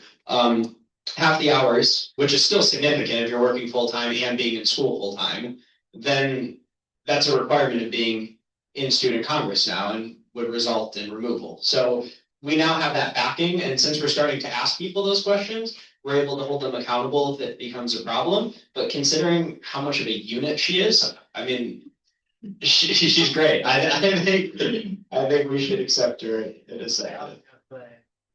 Advice.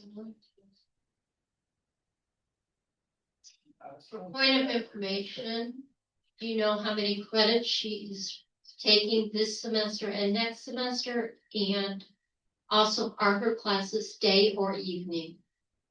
We confirmed she is full-time this semester at 12 credits. I clarified that multiple times because I did not want to run into a snafu there.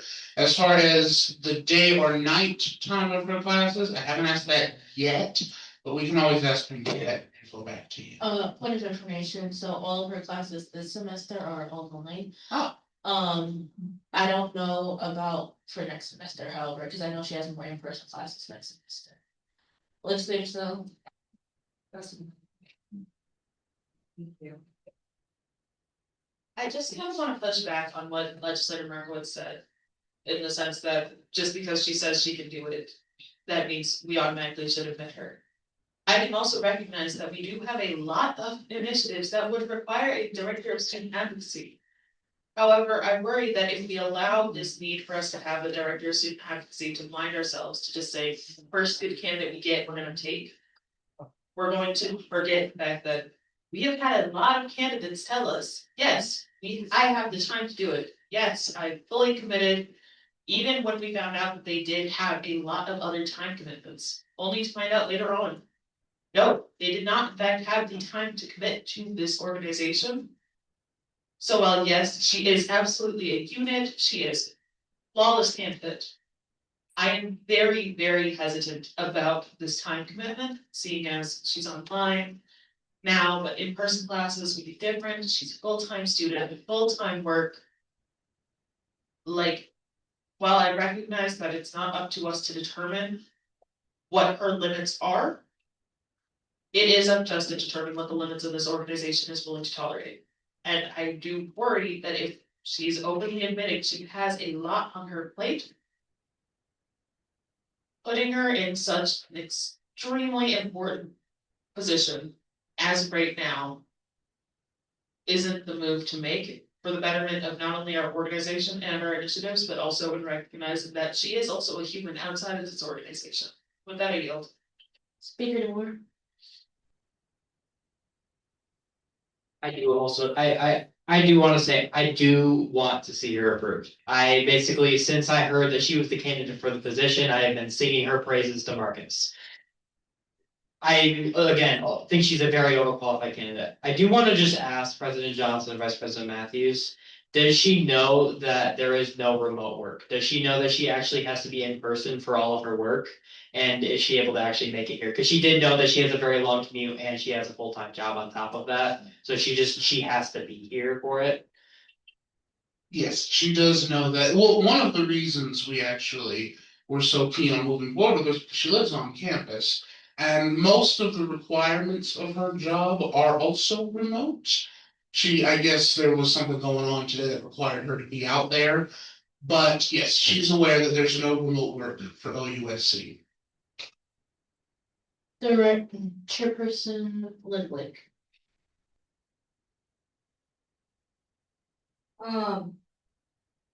I am also just curious when she's gonna do this work, because 40 hours a week is 9 to 5, Monday through Friday. And then she has another 12 additional hours to do over the weekend or really late at night. So I'm just curious when she would get these hours in, because it doesn't, in my opinion, seem possible to do on top of classes, 12 credits of classes. It just, I know I wouldn't be able to do it. But I'm sure she could. I'm just not sure how it's.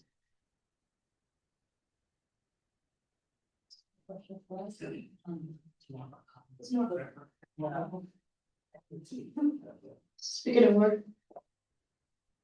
Say, as someone that did do 40 hours, so sometimes over that, plus a 10-hour position in student congress, I do know it is possible. Admittedly, I wasn't in classes at the time, but it is possible. I think Chairperson LaBelle can attest to this. My mental health was a little drained at the time, but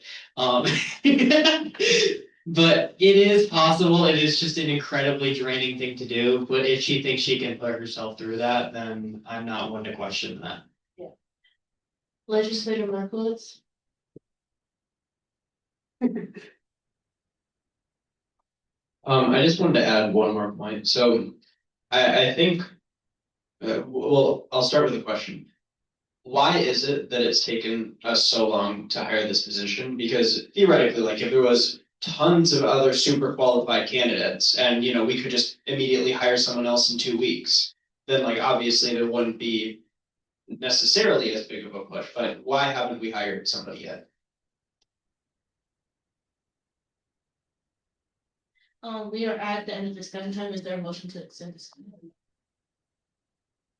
Motion to extend by 8 minutes. Seconded. 7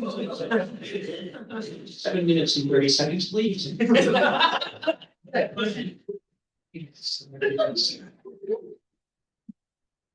So to answer your question, I will say personally, no, there are not lines of people banging down our door to be the student advocacy director. That is true. And I will also note the concerns people are lobbying are fair. I would say that I would recommend addressing them with Bintu as opposed to just throwing them on the record, because then there's no real opportunity for resolution of those concerns. It's more so just saying there's a concern for the purpose of saying there's a concern. But with all of that said, we also must acknowledge we could choose not to approve Bintu today, in which I probably would not be able to find us a new candidate who's, I won't even say as equally qualified, because I don't know if I'll find another equally qualified candidate, but recently qualified till mid-January, maybe February. So there is that consideration at play here. But yeah, I will say the reason, we don't really, well, when we do hire people, something has happened and their replacement has come up and now we're here. So no, there's not many people itching for the job. And would like to put into information if that's okay. Hello? Yes. Okay, she is currently the third director of student advocacy that we have tried to hire. The first one rejected our offer because they had another job that they took. The second one was Key, as you guys know, he went up for approval, and he had a lot of personal issues that therefore he could not take on the role with, and he was like had issues with the university. And so this is the third director of student advocacy that we have interviewed and that we like and that's qualified for this job. So not a person maybe. No, right, that's an opinion.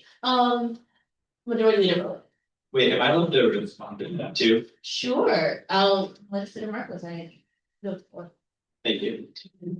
So that's the reason why one. I thought was really on that. I thought. You did. And I think it's the speaker right there. It seems to be working for a moment. So that was the reason why I asked that question, is because, we talk about how many responsibilities that position has. Who's doing it if we don't have that position filled? And so at the bare minimum, to at least have somebody in that can help for now. And if she's not able to meet the requirements of the position, we can always address that. Of course, I recognize that some people are working on initiatives, but it's always better to have an additional person working on those initiatives as well. So my closing point would be that since she says she can take on the work, I think we should give her the benefit of the doubt and the fact that people have had to drop student congress in the past because their schedules got too busy is understandable. And maybe that's her, but I think we should give her a chance instead of just sitting around and hoping that number 4 will finally work out. That I yield. Majority leader Brummer. So I was just gonna say, provided the concerns that have been voiced throughout this discussion, a couple minutes into this conversation, I realized that I am present in voting, which means I cannot abstain from this very tough call. So to the point that Speaker DeVore and Chairperson LaBelle, gosh, I'm so. That's this whole chair. That's the co-chair. I'm sorry, technicalities. To the point that you guys brought up about how it's possible, it can be very draining and exhausting, but it is possible. The thing that I had thought of with that is we are currently halfway through November. We have barely a month left of this semester. And then beyond that, it really is just 3 to 4 months for next semester. We're already 2/3 of the way through this administration. We don't even have a lot of time left to put together the Heritage Weeks and cultural events that we have committed to in past years. And even though it may be really tough for her, I think that doing tough things is a little bit easier when you know it is a condensed timeline, when you know you really only have to keep up with it for a good 4 to 5-ish months. So I think for that reason, I am willing to give her a chance and I will be voting yay, but I definitely understand the concerns that have been voiced by this body that I yield.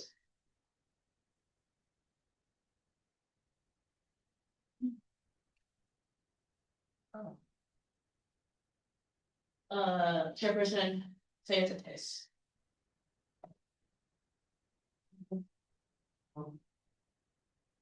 Is it happening to me now? Yeah. Okay, well, I'm gonna try to talk quietly, but it's interactive.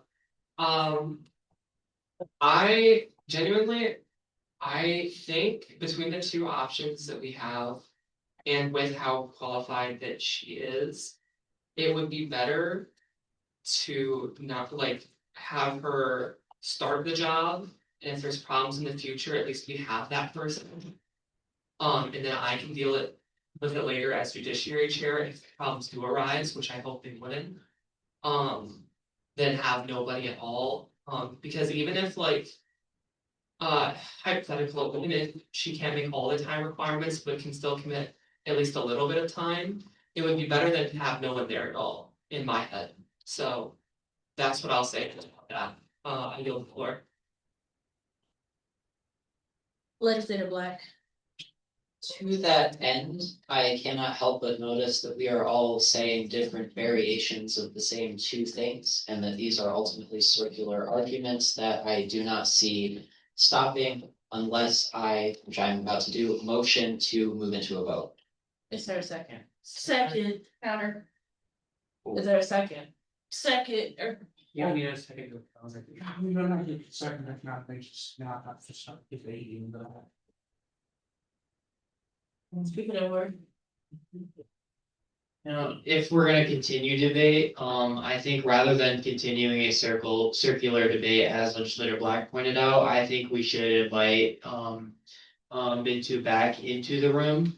Just so we can ask her directly more questions about her availability, since that is the main concern.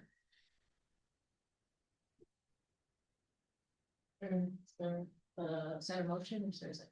there's no motion. There's no motion, you can just bring it back in. Legislation. honestly, I would be agreeable to that simply because I am very, very hesitant to the idea of bringing someone who does not have time. Because as we have noted, Congress has not just stopped advocating. The work has gotten done. Not as effectively as we might have hoped. But I think we all can speak to the fact that we have seen people filling dispensers. I've been working hard at getting our one Heritage Week done. The voices committees have been working on. They're not stopping, so I would rather ask her and alleviate the concern if we could. But I do not want to just sit here and say, well, she's the best we got, even if she doesn't have time, let's just force it, because it might not happen at all. When things are in fact happening, we do not have to just take someone because, oh, they're a mostly good fit. We do in fact have the ability to find a good fit. With that, I yield. Legislator Over. I'm just gonna reply to legislator Snell's point. Wait, hold on, sorry. Is there a motion to extend discussion time? The motion, the discussion time, point of order, the discussion time was changed to a new discussion, we're in a new. We're now on a motion to. We're discussing the motion. Yeah, we already asked her if she could commit like the time commitments. We already asked her with like our concern about her working a full-time job, if she could commit. How many hours she could commit to the job, and she replied 12 hours. So I think we already have our answer to that question. I don't see the point in bringing her back just for her to echo that same answer again. Was that a yield?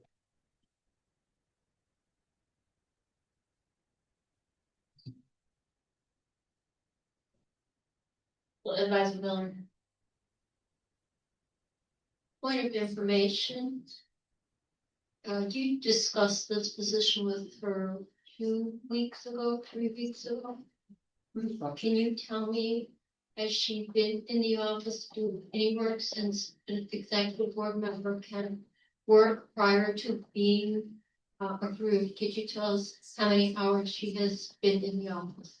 Well, actually, the issue we've been running into lately is that her paperwork hasn't come through, so she hasn't had a chance to do much work yet.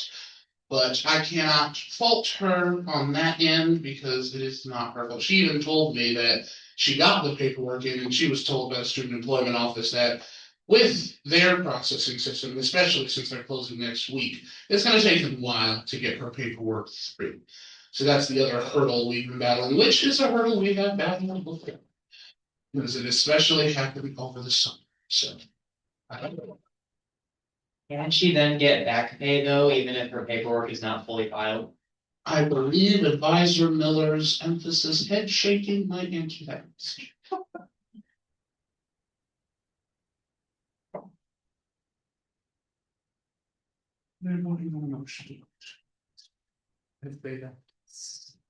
Well, if there's no more discussion, do you guys wanna vote on the motion to vote? Motion. Or we could vote on motions, so now go vote. On the motion to vote. We can go to the voting on the motion you vote. Okay.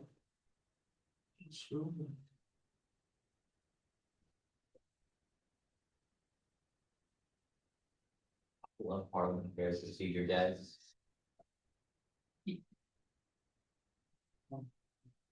I've never heard of the motion to vote document.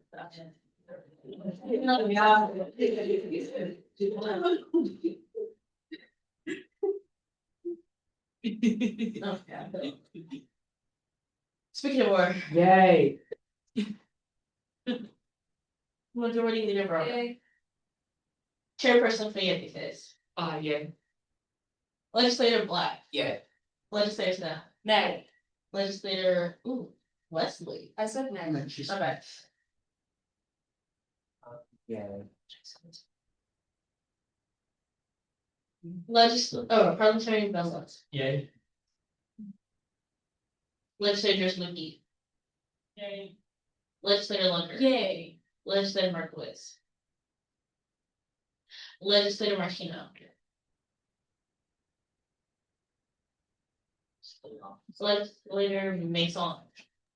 Yay.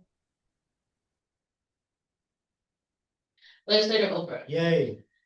Legislator Prishinaro. Yay. Legislator Rosario.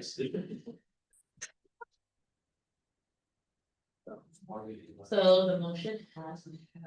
Legislator Marcos, how do you vote on the motion to vote on the approval of Ben Sujai for Director Student The motion to vote. Motion to enter the vote.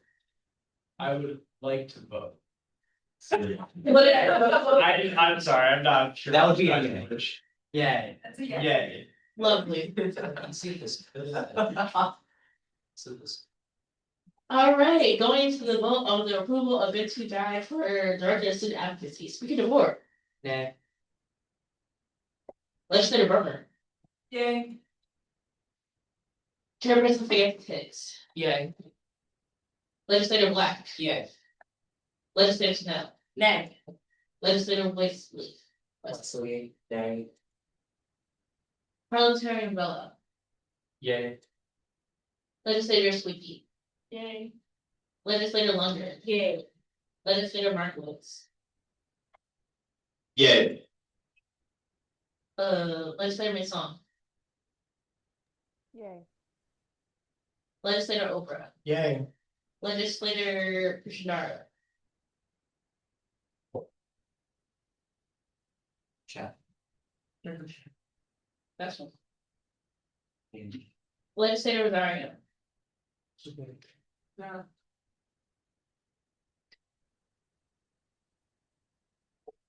And then.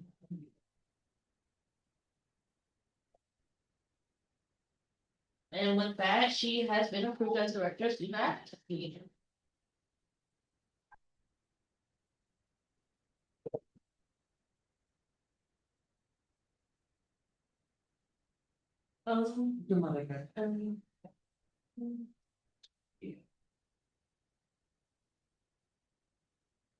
Congratulations, Ben.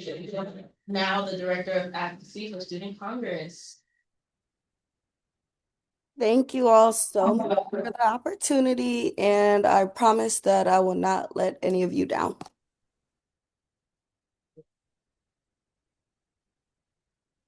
Moving into CB 6824 presented by Atlantic Market. We get to read bills now. Oh my gosh. You know, these. You all listen to the bills. Okay, with that posed question of we're reading bills now, I do want to try and move through mine relatively quickly because Marion's has it's time sensitive. I mean, everything's time sensitive, but since this is just the first reading of the bill too, if you have feedback on it, please just let me know. We can talk about it. we don't need to have like a super long discussion here necessarily. But basically, the point of this bill is to institutionalize in student Congress the prioritization of classroom engagement so that we have an individual position that is dedicated to classroom engagement. My biggest fear is that it's just going to die away. Maybe there's somebody that's in the pedagogical partnerships program, but then maybe there's nobody, and then everybody forgets about the connection that we've had to the Center for Excellence in Teaching and Learning and the importance of keeping student voices in the promotion of classroom engagement. So with that being said, this bill establishes a classroom engagement chairperson. Their primary role is going to be working with the Center for Excellence in Teaching and Learning. I talked to them over at the center, and Christina Moore, the associate director, is one of the supporters of this bill. And she also approved the measure for there to be a OUSC student representative on the advisory board of SETL. And so as a part of that requirement, they would have to attend those SETL meetings. And also be a part of the pedagogical partnership program, which would help make sure that SETL and OUSC remain strongly connected entities. With that being said, does anybody have any questions or comments? I would like to know, I believe we have lost quorum. Where's my red flag? It's supposed to be simple. We can't vote on it. Yeah,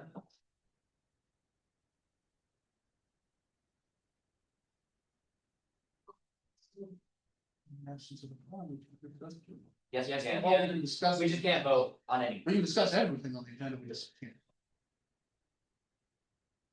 So are there any motions to amend the agenda? No, what? They're not going to, they're just not, but they still want to discuss it, they just don't. Can't vote. We still have to, we're still going through. And we're in the discussion period right now, we can't go back. Well, Are you, any discussions on CV 6824?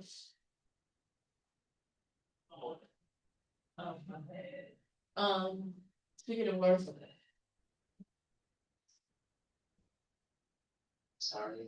All right, so I'm gonna point out the point that I have basically raised to you multiple times when we were discussing this, is that I still think personally that this is better suited as an executive position and combine it with the computer support chair for a multitude of reasons. I believe that those two initiatives make more sense as an executive role, just so that they can A, get more public support, B, they just make more sense instead of a legislative capacity, just so they have more time to focus on those things. B, we've already seen that the legislature is very strained right now in terms of membership. If we add another leadership position, that would make it so there's 7 people in legislative leadership. And currently we have a 21-person body, so that is 1/3 of leadership. At what point does that dilute leadership positions, especially when we can barely find the people to fill the positions we already have? I would just like to say, I think this is I fully support and behind the initiative. I think there should be someone dedicated to classroom engagement. I just think that it would be better suited as, like, for example, having a director of student services where you have the classroom engagement stuff fully listed as like, this is your job responsibility. You have to do all these things, and also list like commuter support stuff. So you have to focus on also commuter support initiatives. You can also add other things in there like, oh, you have to focus on housing support stuff, yada yada. But again, I think it's better suited for a position like that, just for the multitude of reasons. With that, I will yield.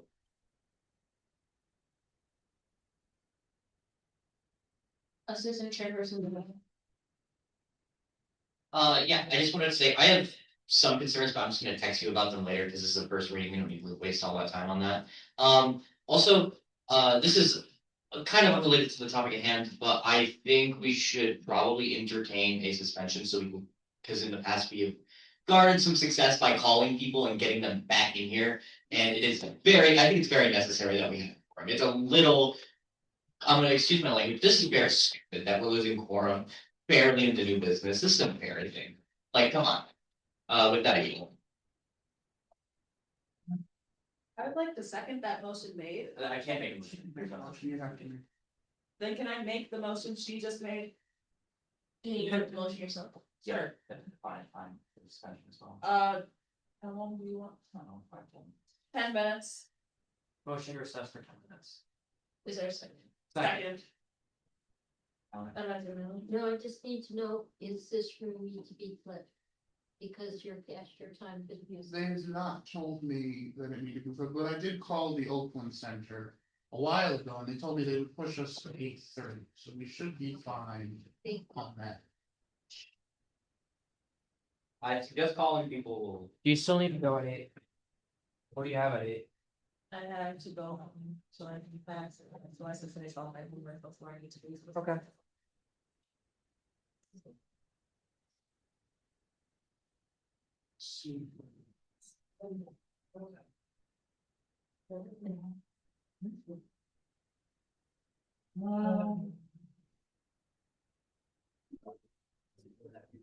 Anybody want a pair? Pair? I just have a pair. You want a pair? I'll get you a pair. I'll let her have one. You wear it till a little bit. Right. We can get some.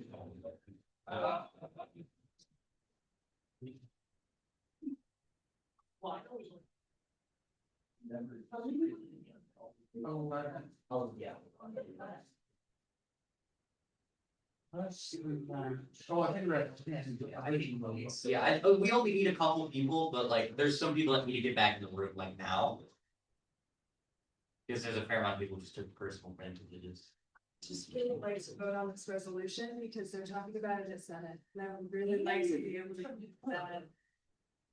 It'd be nice to. Oh, the blast. I'm gonna go see. Can we pull up the attendance list so I can start making calls? I'm gonna go. I just added everyone in the Slack. I don't know if that's gonna do anything. I'm gonna go find and Brad you. You're very good. Yeah, I gave the process is the grocery store yesterday. Seven. About the produce section, I can just buy pears if I want pears. I don't have enough fruit in the dorms. This is good.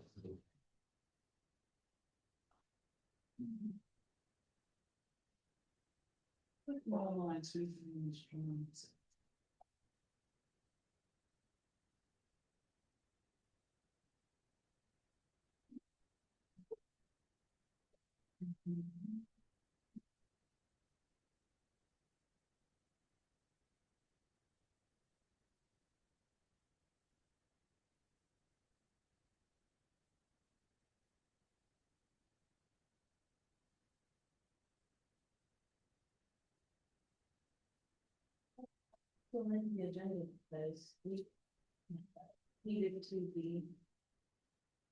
Benefits.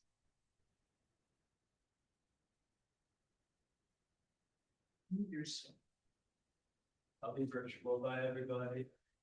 It's first school, Lance. Thank you. What is it? First school. It's greatly appreciated.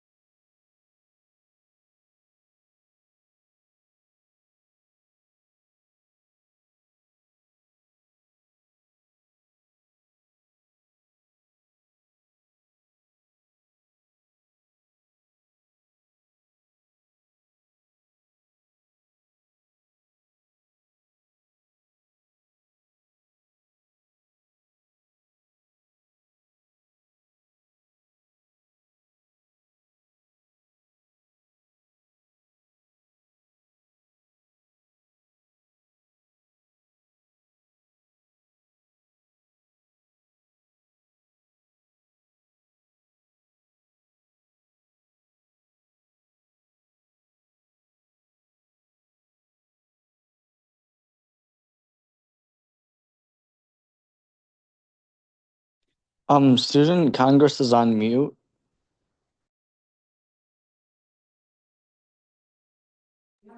Hey Matthew, we're on recess right now, waiting to get back to a forum. We'll be starting back in a few minutes.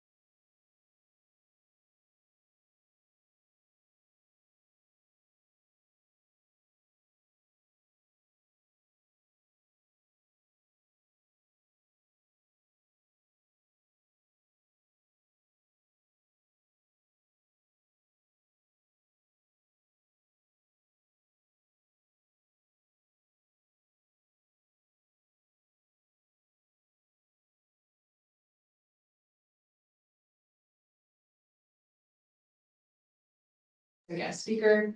All of you have access to the document if you'd like to read through it. It basically covers all of the points that he talked about in terms of how this will benefit students. Is there any questions or points of discussion regarding this resolution? Legislator Black. I guess I only have one concern, and that's that I've heard it said several times by several people that this legislation is time sensitive. I'm just curious when the faculty senate meeting that this is to be presented at is, and to that end, would it be possible to hold a vote or motion to hold a vote on this in spite of it being first reading? I know we've done that at previous meetings. It's a resolution. Yeah, so point of information, this is a resolution, so you only need to have one reading for it and vote. So the reason why it's time sensitive is because this will be voted on in Senate on Thursday at 3 p.m. So unfortunately, this is our last possible GBM to be able to put this up.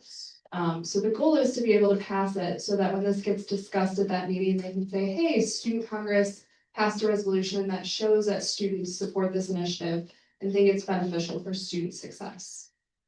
Yes, Legislator Lynn, sorry. I actually think this is a great resolution. And I think, with withdrawing on the last day of courses before finals is actually a better option. So that way, students can opt out of the final exam if they're, or if an emergency comes up, at the end of the semester to where they can't finish the course. I actually think that's better. Who's making some excellence?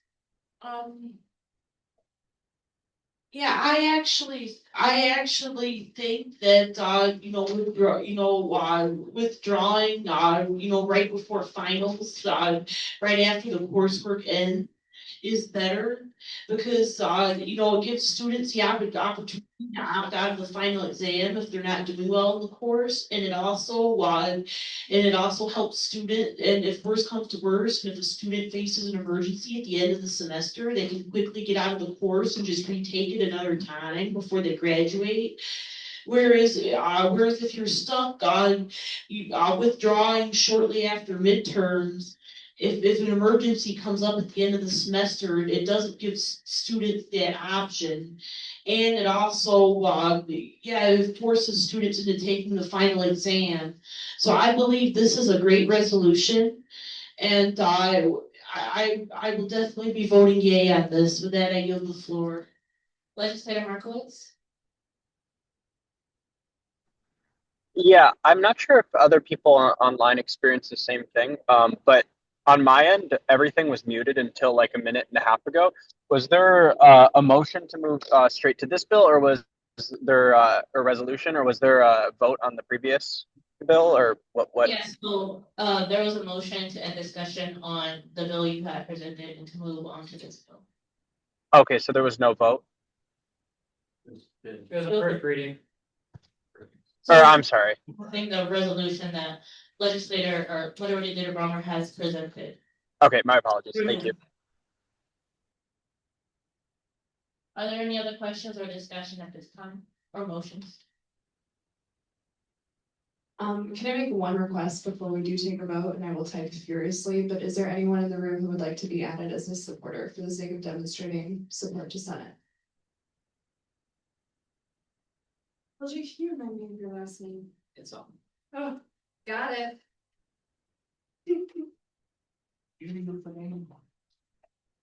Very good.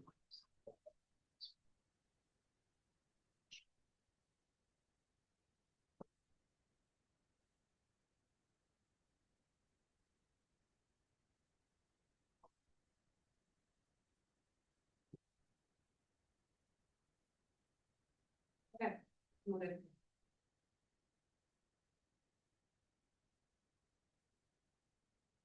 No other questions or discussion at this time?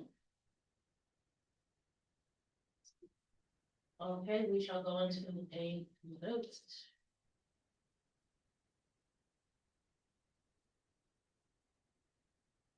Speaker DeVore. Yay. Majority Leader Bronner. Yay. Judiciary Chairperson Fayette Hayes. Yay. Legislator Black. Yeah. Legislator Snell. Yay. Legislator Wesley. Parliamentarian Bello. Yay. Actually, point of order, yeah, we gotta have the people that came in, gotta redo roll call, but. Carolina, are you present or president? Present.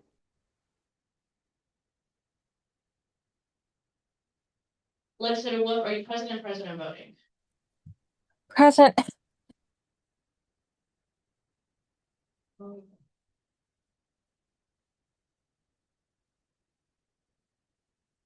Um. Legislator Markle, are you present or president voting?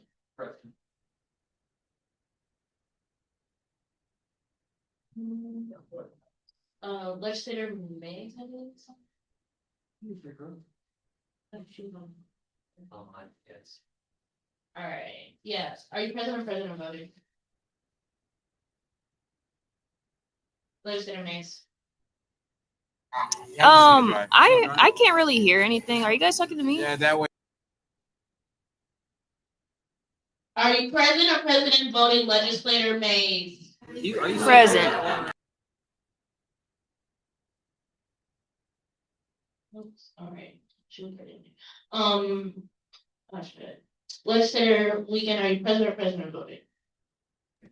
Present. Yep. No, sorry. Yeah, I think that's it. All right. You're gonna have to fix the tape.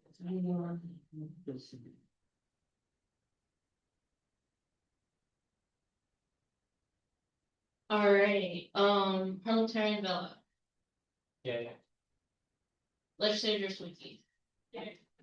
Legislator Lunger. Yay. Legislator Maku. Yeah. Legislator Markowitz. Yay. Legislator Martino.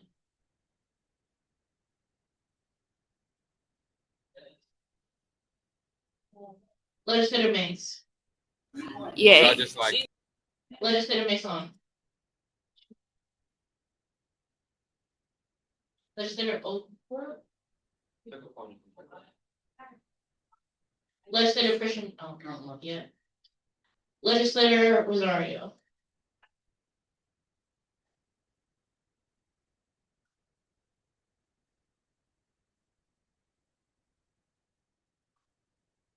Legislator Rosario voted yeah. Legislator Wiegand. Yeah. Legislator Wolf.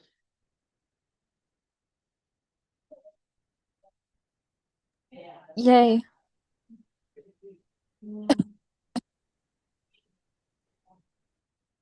Right, and then with that, CB or CR 6B813 has passed.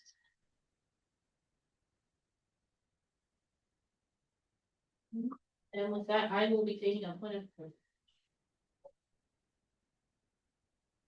Noting what I said earlier, I yield my position as chair. Parliamentarian Bella. I yield my position as chair. Well, now we move into a vote on the next chair of the meeting.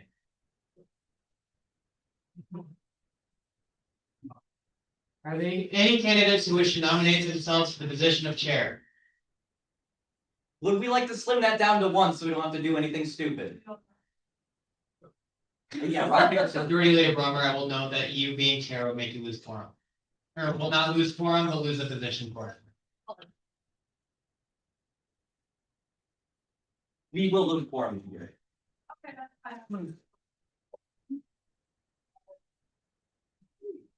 Yes. All right, so noting that Chairperson Ludwig is the only candidate, I will ask the body, are there any gains on the approval of Ludwig to be the chair of the meeting? Are there any yays? Yay. Are there any objections? Any nays? Seeing none, Chairperson Ludwig, you have been elected chair of the meeting. Congratulations.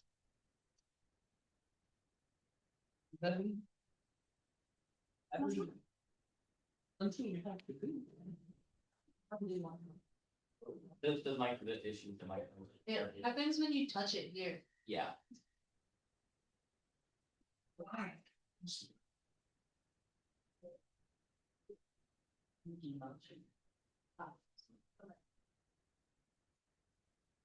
So now let's move to CB 68, 25 by Chairperson Pietro.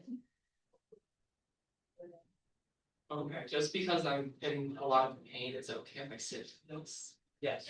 Okay. There's no requirement that you have to go to the voting, that's why I had them. Perfect. Okay, so, essentially, I wrote this bill, with, a little input from President Johnson, about, OUSC participation within student congress, like, just our. No, took the microphone. Yeah, It was speaking. this is better. Yeah, let's go that way. Yeah, I guess I have to talk like this now. Keep your. Unfortunately, it's not my headphones. She's getting that one faster than I am. Yep. Hello? Okay, so I wrote this bill with, a little conversation that I had with, President Johnson, as well as I added a few other things to it. Essentially, the whereas kind of explains it. The University Student Congress has had issues getting its members of the legislature to clock in hours and actively participate in OUSC activities, as we can kind of see, unfortunately, tonight. Current University Student Congress minimum requirements are too lenient and should be stricter to ensure more active congressional body. And then essentially in the amendments I'm trying to make, I'm trying to amend 4.1F in appendix 1 to read, during the fall and winter semesters, legislators must clock a minimum of half their allotted hours per week. Doesn't say legislators because it's already applied where it is that it's talking about legislators. And a point of information, it appears that legislator longer is taking a point of personal privilege. Thank you. And then I add three subsections, that state a maximum of 3 exemptions per semester may be granted to members who not met this requirement by the judiciary chair. Subsection 2, additional exemptions may be granted at the discretion of the judiciary committee via hearing. And the third being a hearing over additional members exemptions must be requested by a member of the legislature to the judiciary chair and must be heard within 2 weeks. I made the 2-week change just so the judiciary chair can't put it off because it is a very time sensitive thing. And if the chair could scroll down. Thank you. And then I also added a section just so it's not just for legislators, but also the executive body. Not that we have had problems with the executive body, but just in case. It said it's as a section 2A10 that states must clock in a minimum of 3/4 of their allotted hours per week. And then the rest of the subsections that I added are or sections A, B, and C. Kind of just repeat the same thing as it does for the legislation to give a fair hearing and also process to the executive body as well. So with that, I will take any questions.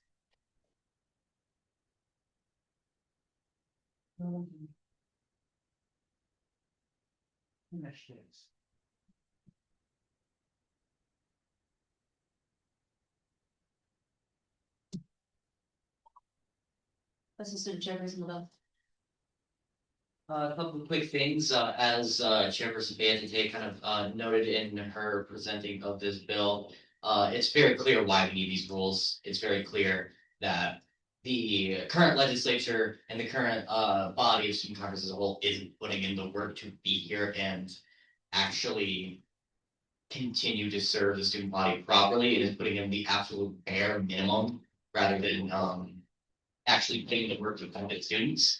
And I wish these rules were in place when I was judiciary chair, because it certainly would have made my life easier. And I also noticed that given our current situation, there's OC staff outside the door, and I'm assuming we're going to be kicked out soon. So with that, I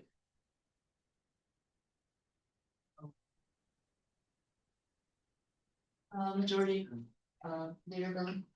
I don't know how set we are on I lied, this is a bill and it's the first reading, we're not trying to pass this today. I know we had talked about this at the legislature meeting. But I know I had brought up previously that I would like to see a clause added in there to make at least like 1 week or 2 week exemption. Before you would end up going to a hearing for the judiciary committee, just because life happens sometimes. Is that something that you would be amenable to adding into the bill? What do you mean by exemption? Like, because I know we do have the 3 exemptions that would be granted by the judiciary chair. Could those possibly count as those exemptions? Because essentially, it would work just like the absence requests. Gotcha, okay, that clarifies it a little bit. I retract my statement. Any questions at this time? All right. Seeing as we are about to be, forcibly, not forcibly removed, but asked to leave, does anyone want to? I think we adjourn. Is there a second? Awesome. Then the motion touches, and we will adjourn. 8:08 p.m. Awesome. Not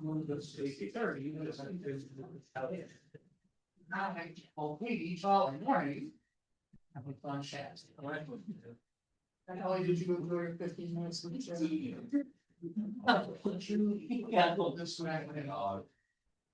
You don't follow into the words. I